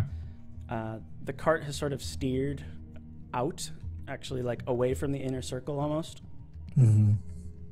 To the extent where you can get a really good view of the large cylindrical wall. And as you travel, you can start to really feel the grandness of this giant wall structure in the middle as the wall just slowly kind of curves as you travel along parallel with it. Eventually, though, the cart peels back in and starts heading in toward the wall. Much like Anstis had seen, you pass through this sort of religious area where you see these men that are sort of standing on these pedestals that are sort of flailing themselves in the back and sort of shrieking out in these strange languages, sort of heeding out to the pit fighters. You see a couple of the people in the cart sort of stand to embrace them, trying to sort of get any form of blessing or luck that they can from them. And you pass through there, and it's not too long until you find yourself at a very clear area. The buildings start to sort of die down. As Anstis and Morella found out, the deeper you go in, the bigger and taller and nicer the buildings would get. But as you go into this particular area, the buildings seem to actually dwindle and disappear. And you're brought to a very humble, flat area. You don't hear what you thought you would hear, which is sort of some brawling and cheering. And instead, you see a very simple, flat land and humble sort of dirt pits. You see a couple of large stone huts. That's about all there is. You don't see a lot of people there just yet. You're sort of grabbed out and corralled sort of towards these stone huts, and a sort of very proper man with sort of slim eyeglasses comes out and a pointy nose and sort of a high-collared robe with a clipboard, and he's sort of taking everyone in and getting their names. Soon enough, you reach this man, and he says, "Your name?" Kinsel Enden. Your experience level? First time? First time in the pits, yes. Well, you shall be fun to watch. Okay, on you go, get into line, and you're sort of shoved into this sort of large line of contestants. Okay. As far as everybody that's here, how do I shape up? Mr. Scrawny? Not well. Yeah. Not very well. I figured. There are a couple people, though, in the mix that are clearly sort of magically adept, and you have your own sense about magic yourself. So you can sort of see that some people have the plan to come in and just win with the magic alone. Okay. But generally speaking, you've got big, tough, armored folks with large, spiky weapons. Okay. So you're pretty far back in the line. Other carts have sort of come from around the other sides of the cylinder and have sort of been dropping people off. And there's a good bit of time where nothing really is happening. But soon the sort of man with the clipboard sort of says, all right, we begin. And without even sort of hailing anybody, people start to sort of just trickle on in. The sand pits are very humble, but there are just little barrels and stone benches sort of sprinkled about the pits for people to sit on. And sure enough, people come to surround the pits, but almost in like a polite manner. You see many a contestant go before you, and each time a contestant goes out into the sand, and there's this large stone hut, this little house, where one sort of large figure will emerge, and the battle will ensue. But each time you notice there's enough people going in front of you that it's the same 3 people every time that seem to be fighting against the takers.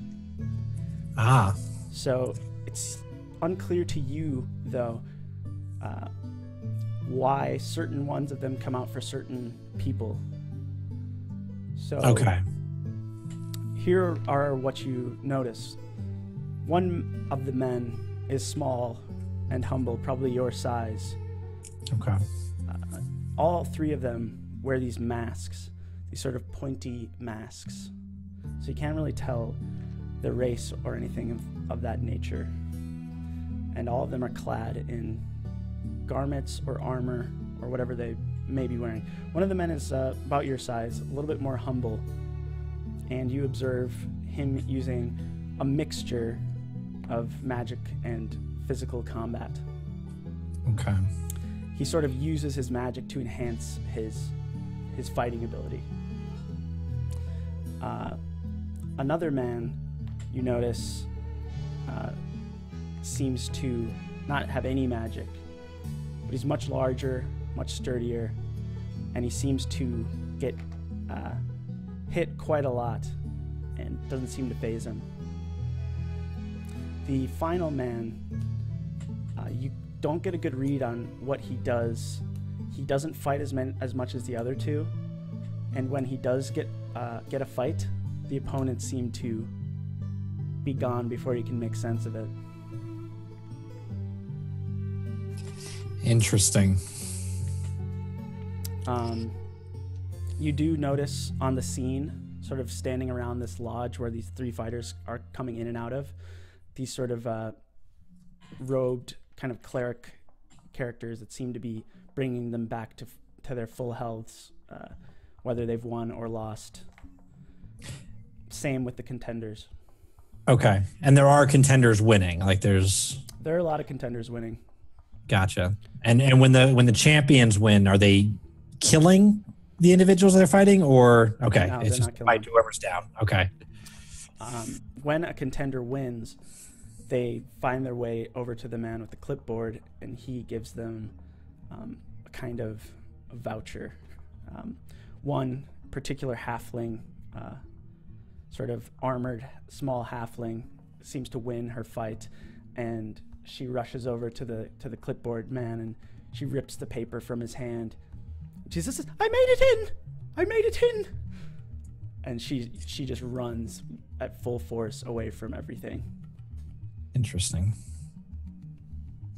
I suppose in the process of the going down the line, they're going in order, right? Like where I'm in line, it represents my spot. It's not random. Well, in a way it's random. It's based on when you got there. So like, it's pretty much just a big line that you walked into when you got there. Okay. Well, I guess the only thing I want to keep an eye on is watching these fights. Whoever the closest one to me, to my position, like before I'm called, that wins. Okay. I want to try to keep their face in mind. You want to see the closest? What did I do with my... Is there a pencil behind my ear or something? What did I do with that damn thing? Sorry, I want to try and write this down so I don't lose. Yeah, you're good. You're good. Oh, Mr. Pencil. You want to keep the nearest one who wins before you. You want to keep track of that? Yeah, whoever. Yeah, exactly. Like the most recent one before I go in. Okay. Sure. Yeah. So you you wanna- wait. Okay. You wait, and it's actually, if we could know how things went, the nearest winner before you is actually a good amount before you. But it's a very sort of plain-looking human man who comes in looking straightforward with armor and a sword, and he has drawn the sort of split magic combat using fighter. Okay. And he seems to not know any magic himself. He just sort of comes at him very straightforward and seems to have overpowered him with pure physical prowess. Okay. Any chance I can roll any check here to see if I can gleam and just to kind of bore in my memory what this man looks like? Sure. He's a pretty forgettable looking guy, but yes, Hey, that's what I figured. I'll have you roll. What do you want me to roll? I'll have you roll like a sort of pre-history check, but just a history check. But it'll kind of test how well you'll remember him in the future. Not too bad. 17 on the die for 18 total. Okay. Yeah, you have this sort of ordinary human fighting man logged into your memory. All right. He has very simple sort of crew cut hair and sort of a beard with no mustache and simple silver colored armor. If it helps and no one argues about it, I will actually pull out my sketch pad while I'm sitting here waiting and just do a sketch while I'm waiting. And since it seems like I have a lot of time. Yeah, people are doing all manner of things while waiting in the line. It's from reading books to hyping themselves up. Yeah, that'll work. Soon enough, though, there's a few defeated opponents in front of you, and it is indeed your turn to find out who your opponent will be. All right. Let me just, sorry, I found my pencil, so I'm just writing down that last part.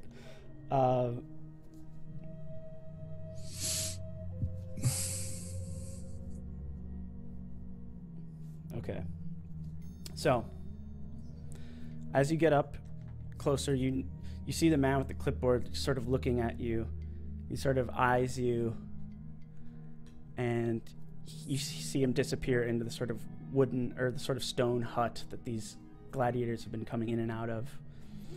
And I'm going to have you roll a d20 to figure out who you're going to be facing. All right. Interesting. Oh, Jesus. 19? Oh, no.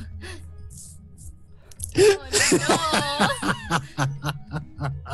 no. The man with the clipboard walks out straight-faced,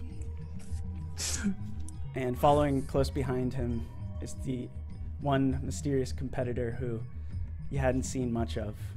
Just my luck. And as he sort of steps his way into the circle, he has a sort of pointed mask, simple leather, sort of a muddy hue to the skin that you can see in between the leather. He stands there, and the man with the clipboard sort of looks to you and says, "Step inside." I take a step inside. Okay, we're gonna move on. All right.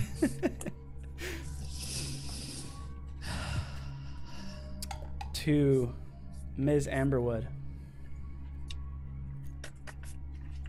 So, you know the way, just like Moana did, and you find your way back. Do you want to go actually back the way you came, or do you just want to use the knowledge to go to that circle of the zone? You know what I mean? I yes, I can just use the knowledge. So like I'll put it this way, like, so from the Hunters Guild sort of tent where you guys all left from, you could just go straight into the wall, and you know that you would intersect the sort of religious lane of this zone, or you could take like this ziggy-zaggy way that the cart went. I don't want to do the ziggy-zaggy. I just want to go there. Okay. So you do that pretty quickly. Knowing where you're going, you don't have to stop to ask. And you do feel the familiar scent, sort of burning incense as you arrive to this sort of much more humble street. Some of the other areas of this map have had people begging on the sides, some shabby looking stuff, maybe some haggard people doing some unsavory things with their kills. Here, there's not much semblance of the hunting lifestyle that seems to be really prevalent everywhere else. It just seems to be very simply dressed folks buying simple herbs and items and things like that. What would you like to try and do? I want to see what deities are represented here. Okay. How would you want to try and do that? I'm just going to start with just looking around, basically. Seeing what I see. As you recall, Enthis is known as the land of the gods because of how varied it is in terms of the gods that people serve. You see new gods that you've never heard of before. You see familiar gods, such as one of the gods that was very prominent in Hokata Bay is sort of this god of fishing and tides.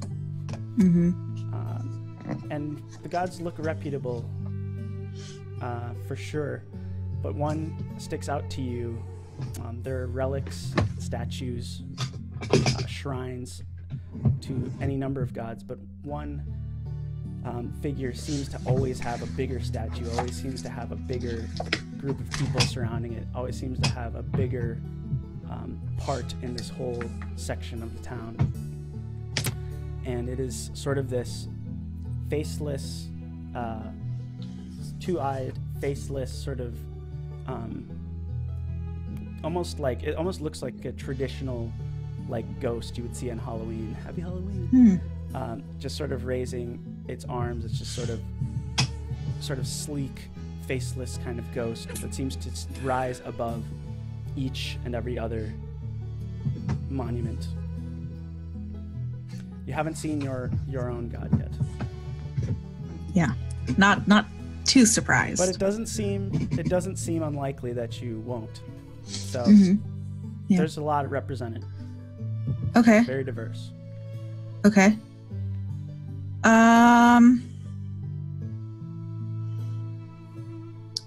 Can I just kind of... Is there like a little shop that sells like herbs and stuff? Yep. Incense, such? The smell you're smelling is sort of the first sort of smell that comes to you, just right offhand to you.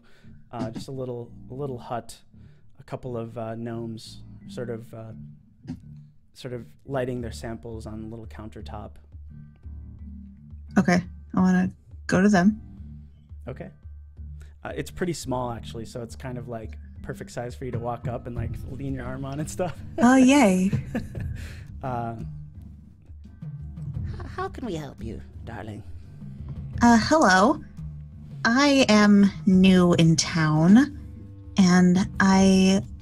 Does Estes have any symbols of Farlong on her person? She does. She has a little wooden pendant necklace. Right. That just has a symbol. Right. It's very simple, and it's not really ornate or like out there. It's just a symbol.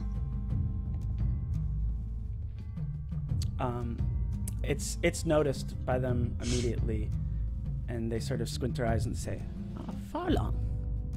Yes. Well, you've come to a good place. Not many temples dedicated to that in this. Oh, is there one here? Well, you see, the Great Father allows us to believe in what we wish.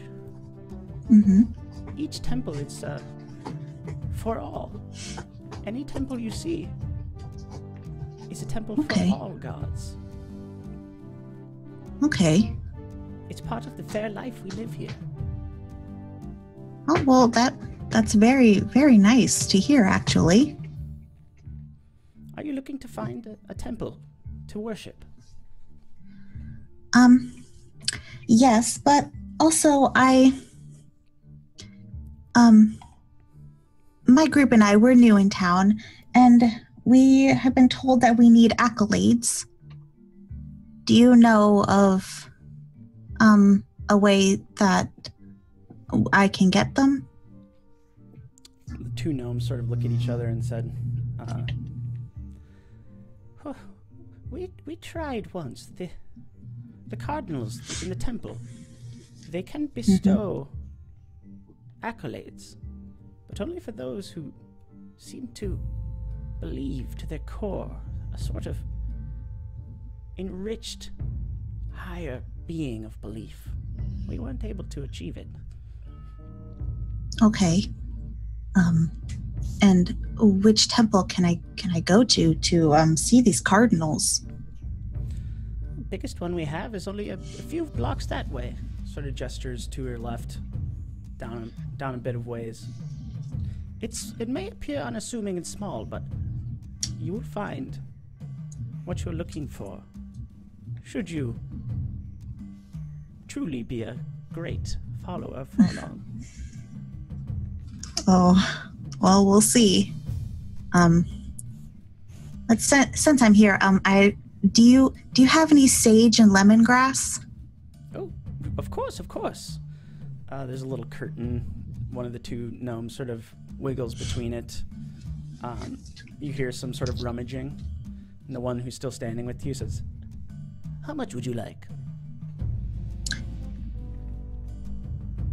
I don't know. I don't know how this works. Can I get an ounce? No. I know. I just go to Trader Joe's and buy a thing of sage. I don't know, man. So, like, you just want, like, the amount you would get, like, at a Trader Joe's, pretty much? Yeah. Okay, that's not so, like, fresh. Do they have pre-bundled? They have a lot of, like, dried herbs, but they also have some fresh herbs, too.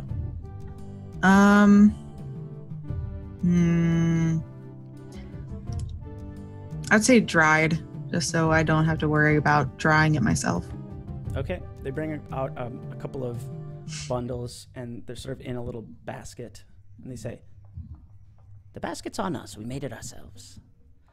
Oh, well, thank you. It's very lovely. How does 15 silver sound? That sounds perfect. Well, have a lovely day. Oh, you too.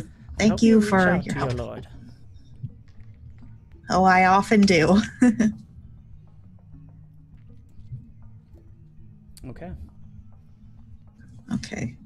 I marked that. And then I am going to head in the direction that they pointed me to. Okay. You head down. It's a very cozy zone, the city. Some of the sort of brutality is absent, and it feels a little bit more comforting for the moment. And soon you do find a building that is obviously a temple.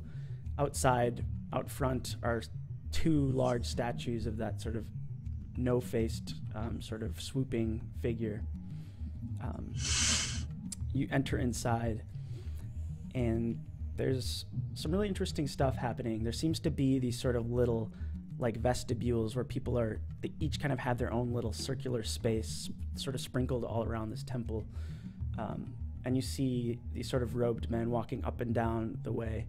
And in these little zones where you see all these people, some of them are sort of speaking in tongues fiercely towards the... It seems like they're sort of talking to the wall, but perhaps they're talking to someone. Some of them are doing sort of dances or bowing, all sorts of stuff. People are lighting different chemicals.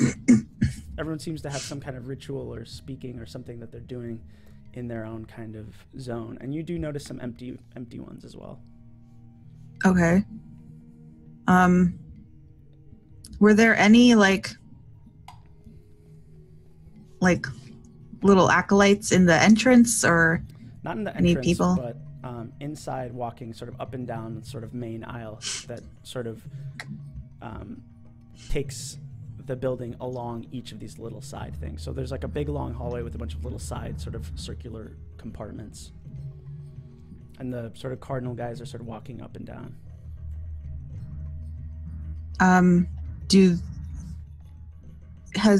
Does anyone else like talk to them at all, or do they look like they're very intent on their work?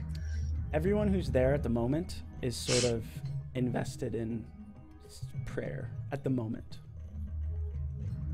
Okay.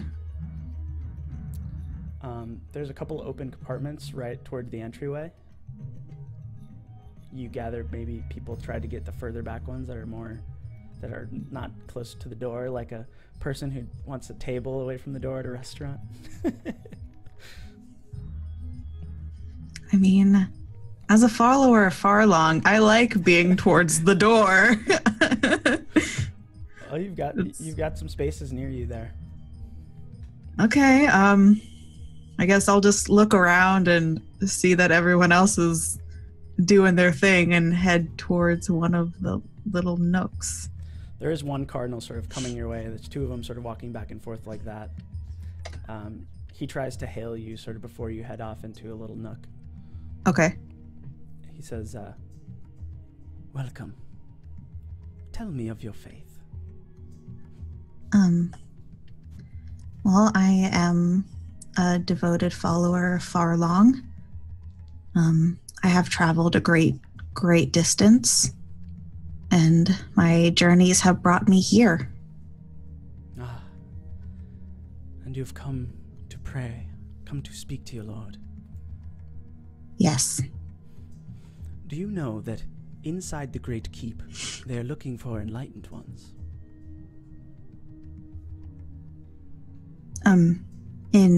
In what way? How so?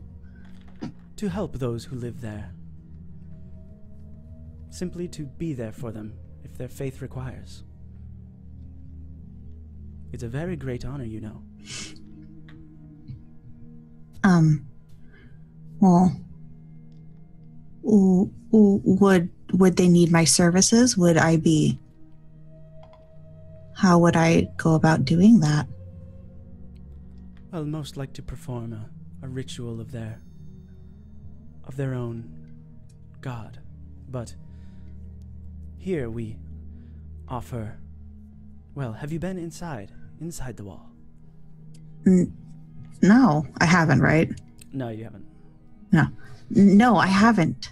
He says, I can offer you accolade if you truly are enlightened. Of course, everyone must worship in their own way. But there is a need. Should you enter into one of the vestibules, your Lord may try to speak with you. Mm-hmm.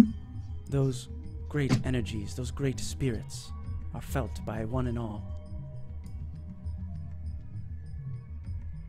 All you must do is enter and see who speaks to you.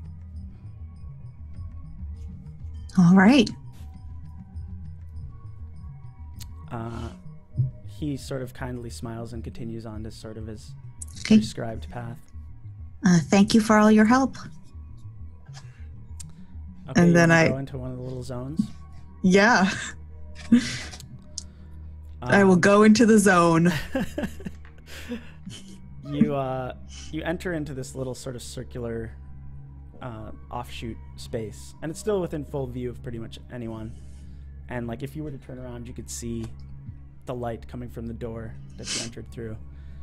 And right as you sort of step foot into this zone, you feel this charge of sort of energy come to you, almost as if this temple is sort of the magical sort of spiritual energy that's sort of swelling here by all of these prayers going on, sort of elevating your very religious spirit. I think before continuing, what would Anstis's contact with Farlong have looked like up to now? What do you mean? Like, are you like, hey, Farlong, and he's like, what's up, Anstis? How are you doing? Well, how was your day? Or is it more of like you trust that he's there kind of thing? Or it's probably a little bit of both. I see Farlong as being pretty chill. Kind of, he looks out for his followers, but he also trusts them to use their own wisdom and insight to worship and lead their lives in a way that they would seem as befitting for him. Okay. Yeah, I dig it. So how would Anstis like to initiate her form of contact? She's going to close her eyes, take a deep breath in, and as she breathes out, she's going to channel divinity and invoke duplicity. Okay, remind me of that stuff. I create another one of me. Oh, okay. Mm-hmm. Yeah, and it's kind of like mirror images, but it's only one. And she can move independently of me. Okay. And I can cast spells through her. She's just not solid. Yeah. Okay. And then, would you like to say anything or just begin with that? I'm gonna begin with that for now. Okay. Even these, I don't know if the duplicity is sort of a everyday move for Anstis, so I assume it's relatively easy for her to pull off. Even with these sort of simple early maneuvers, with this sort of exaggerated spiritual energy swelling in these little sort of vestibules, you feel a wind rush from underneath you and your hair sort of blowing upward, and in your ear you hear a voice, but it sounds more powerful than it does when you're used to, and it says, "My Anstis." And then we're gonna move on. Anstis does giggle, by the way, when she hears the voice, because it's great. All right. Only Morella left to see what she will make of her time. See how this fucking goes. You were going to find a noble? Of some kind, someone of higher stature who I could convince that I am actually important. We'll see how that goes. Okay, so far, you haven't seen a lot of people that look particularly wealthy, both in your pursuit of the cart to the wall, nor in this town center area near the Hunters Guild. This seems like a pretty rugged area. Okay. But you do know that the closer you go into the wall, the nicer the houses get. Okay. Can I actually ask someone? Maybe someone at the Hunters Guild? Maybe, like, who I would talk to if I wanted to, like, if I wanted to make a connection that would get me an accolade? Sure. There's still people there. It's a little bit cleared out at this point, but there's still the woman cleaning up the puke. Well, I guess since this is all happening at the same time, technically Tink is still there, speaking with her. Okay. But there's any number of people you could talk to. There's just a simple sort of bearded, short human polishing a gun. He's closest to you. Do you want to just talk to him? Sure, I will ask that. Well, first of all, I wouldn't lead off by asking how you can get their accolades, but there's plenty. You go in, you got those hoity-toity types walking all around trying to get inside the walls, but there ain't enough room. It's one thing to have enough accolades to go inside the wall. It's another to go live there. Understood. You take your way straight in towards the wall. Wait till the buildings get nice and high. You'll find some people. All right. Thanks for your help, friend. Yeah, off with you. I'll head in that direction then. We'll see what happens. How much bullshit can I spin? Okay. Again, since this is happening at the same time, I think we can assume that Anstis and Morella probably walked off together since they're kind of leaving at the same time. Morella advancing on 4th after Anstis sort of peels off to find her way into the sort of spiritual wing of this zone. You advance 4th. Sure enough, the buildings sort of pick up in their architecture. The roofing grows nicer, and the buildings grow taller, and you find yourself in a sort of neighborhood almost area. Okay. You travel far enough that you go all the way to the sort of scape of road that is on the other side as the wall, and behind you you have this sort of neighborhood. Okay. There's nobles, or not nobles, there's nicely dressed people walking all around, not like Victorian dresses and stuff like that, but fine clothing, still sort of with an edge towards the sort of rugged, but much finer garments, and maybe not so much dirt on their face or eating stray animals. Yeah. Fair. Okay, I kind of want to do a perception check for someone who looks a combination between the most important and the most, what's the word I'm looking for? Perceptible is not the word I'm looking for. Like the most important and the most like affable, I suppose. Okay, the sure. most like someone I could talk to. Okay, yeah, sure. Make a perception check. Okay.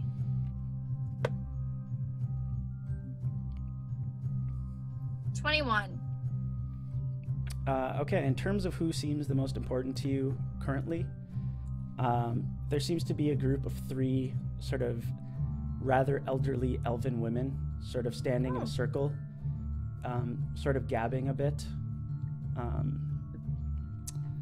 They sort of notice you looking at them, and they sort of raise a little stink eyebrow towards you, like, Okay. They don't look very affable. However, Okay. you also see a sort of boyfriend and girlfriend who look actually like they are in full noble clothing, and they are sort of walking, holding each other's hands, sort of whispering to each other. These are 2 humans. Okay. And they look friendly and kind, but they don't look quite as important, or they don't look quite as involved. The older women look very knowledgeable and involved. Okay, can I get a sense of why the elderly women look, is that just them, or is there a particular reason like that I in particular put them off? It's a combination of it being just them and maybe judging you by your garb a little bit. All right. You guys, even though you have that full kind of heal, you have not actually slept or done any upkeep on your person for over 35 hours or some insane thing. You guys have been in a cart. Yeah. You guys don't look very nice. I was literally debating on whether or not I should put on my fancy clothes, but I was like, I'm a little pressed for time right now. But I have fancy clothes. So yeah, I can be fancy. They're just very simply judging you. They don't have anything against you, but they don't know why you're in this neck of the woods. All right. I will approach the couple first. Okay. I suppose. We'll see how that goes. Right. They sort of turn surprisedly to you. They say, "Oh, hey there, how you doing?" Oh, hi. Doing fine. How are you? We're doing okay. We're heading to a little party. Oh, that sounds delightful. I haven't been into a party in quite a while. The girl who's kind of short sort of perks up. Shorter than me? Yeah, she's probably about your size. 5 foot. Me and her. She's probably about your size. She Okay. sort of smacks him in the chest and she says, Eckhar, you're not supposed to tell anyone. If my parents find out, they're gonna kill me. Believe me, I would have no reason to tattle on you. I have 4 siblings, and my brother Eric would have done quite the same thing. It's ridiculous, honestly, but he did throw very decent parties. So, understood. They sort of laugh and they're like, oh, we both came from big families with lots of siblings, so we know what you mean. Oh, isn't it wonderful? I mean, well, every now and again there's some fighting, but you know, in general, siblings are nice. She sort of tugs on his sleeve and she says, Eckhar. And he's sort of like, I'm sorry, we're kind of in a hurry. We're already late, and we were lucky to even get invited. Oh, I'm sorry. I didn't mean to keep you. I'm actually just here hoping perhaps I can meet someone of consequence, really. And you two seem very nice. I hope you enjoy your party. You see the girl, you see the guy, he sort of looks down to his girlfriend and he sort of is like, and she's like, do you want to come with? Oh, that's delightful. Thank you so kindly. That's very nice of you. Is it formal? They sort of look and sort of give a little one of these at what you're wearing and they say, a little bit, but I have nicer clothing. I didn't introduce myself. I'm sorry. I'm Lady Morella Hightower. Oh, a noble. Wow. Plenty of those around here, but, well, just our parents. They put their hands out one after another. Shake their hands. And he says, you can call me Eckhar. Eckhar, nice to meet you. She curtsies and she says, Carrie. Carrie, pleasure to meet you. They sort of look at you and they say, okay, we'll find a quick place for you to change and then we gotta hustle, okay? Sounds fair. There's a lot of empty places to go, and they kind of make a little wall and give you time to sort of change out of your clothes. Maybe give yourself fancy a quick, clothes. yeah, maybe give yourself a quick Dope. like spit shower. Like, I look dope, okay? I look awesome. They sort of grab you by the hand and sort of whisk you to this sort of large mansion. They say, oh, here it is. They sort of put themselves together. If we hit it big here, we're going to be in. In for what? And Carrie sort of smashes his arm again. She says, Eckhar, well, we're just not very popular, but we want to be. You seem like such nice people. I don't understand why you wouldn't be. Well, it's a little cutthroat out here in the Inner Rim. Understood. Eckhar sort of turns down and he says, okay, now, we weren't supposed to bring anyone extra, so just let me do all the talking and be perfectly fine. All right. And you sort of go up to these large steps of this sort of opulent mansion, sort of in the inner ring of this sort of territory of Skelethid. And you sort of are greeted by this sort of kindly halfling butler who opens the door, and he says he has a little guest list, and which you are not on. And Eckhar is quick to say, she's with us, it's fine. They're gonna love her. And he sort of take you by the hand, and the butler kind of says, well, the younglings are just around the way. Dinner's just been served. And they sort of wrap you around, and you see this sort of long table of very good-looking sort of kids. I mean, they're probably like 18 years old or so. and they're sort of gabbing and stuff, and a couple of girls get up from the table and they're like, Carrie, come here, and they sort of hug her, and a couple of the guys grab Akar and sort of give him like a sock to the gut, and they're like, they're sort of introduce. They sort of That's rough. They sort of introduce you. They say, this is Morella. We just met her. She's super cool, and I think she's gonna have a blast tonight. Pleasure to meet you. And you hear like a bell, and they sort of seat you down and say, dinner is served. Ornak. I'm nervous about meat, what they're gonna. Yep. And potatoes. Yep. And they sort of lift up these big sort of bowls, and you see all of this sort of. It smells delicious, and all the kids sort of freak out. They're like, "You got us, Ornak! Holy shit, this is crazy!" And you see them sort of digging in and sort of cutting the meat up and sort of spreading it around. And what do you do? I will eat the potatoes. And Carrie sort of nudges you and she says, you gotta have some of the meat. This stuff is expensive.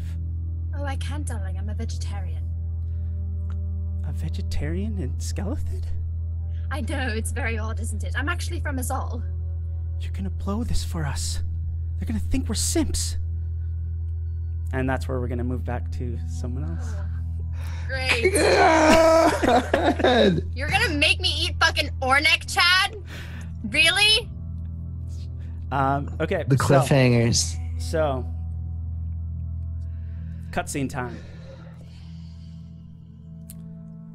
Tink stands amongst the other contestants for the exams at the Athenaeum. Many looking wide-eyed, many looking scared. Tink looking determined. Hey. Kinsel stands in the sand pits, staring at a masked figure, one of unknown ability, as his fight is about to begin. Anstis hears the warm and empowered whispers of her god, and Morella stares face first at a cooked Ornek that she may or may not have to eat. At Kel. I'm gonna find my way around this shit. And that's where we're gonna end for tonight. Aww. God damn it. A lot of big stuff teed up here. Amazing. Damn, dude. Too many cliffhangers. Okay. For everyone on YouTube and stuff, we do normally stream. We'll probably be back on Twitch next week. 20-Sided Saga. Twitch/20-Sided Saga. And we're gonna find out what happens with all these crazy stories.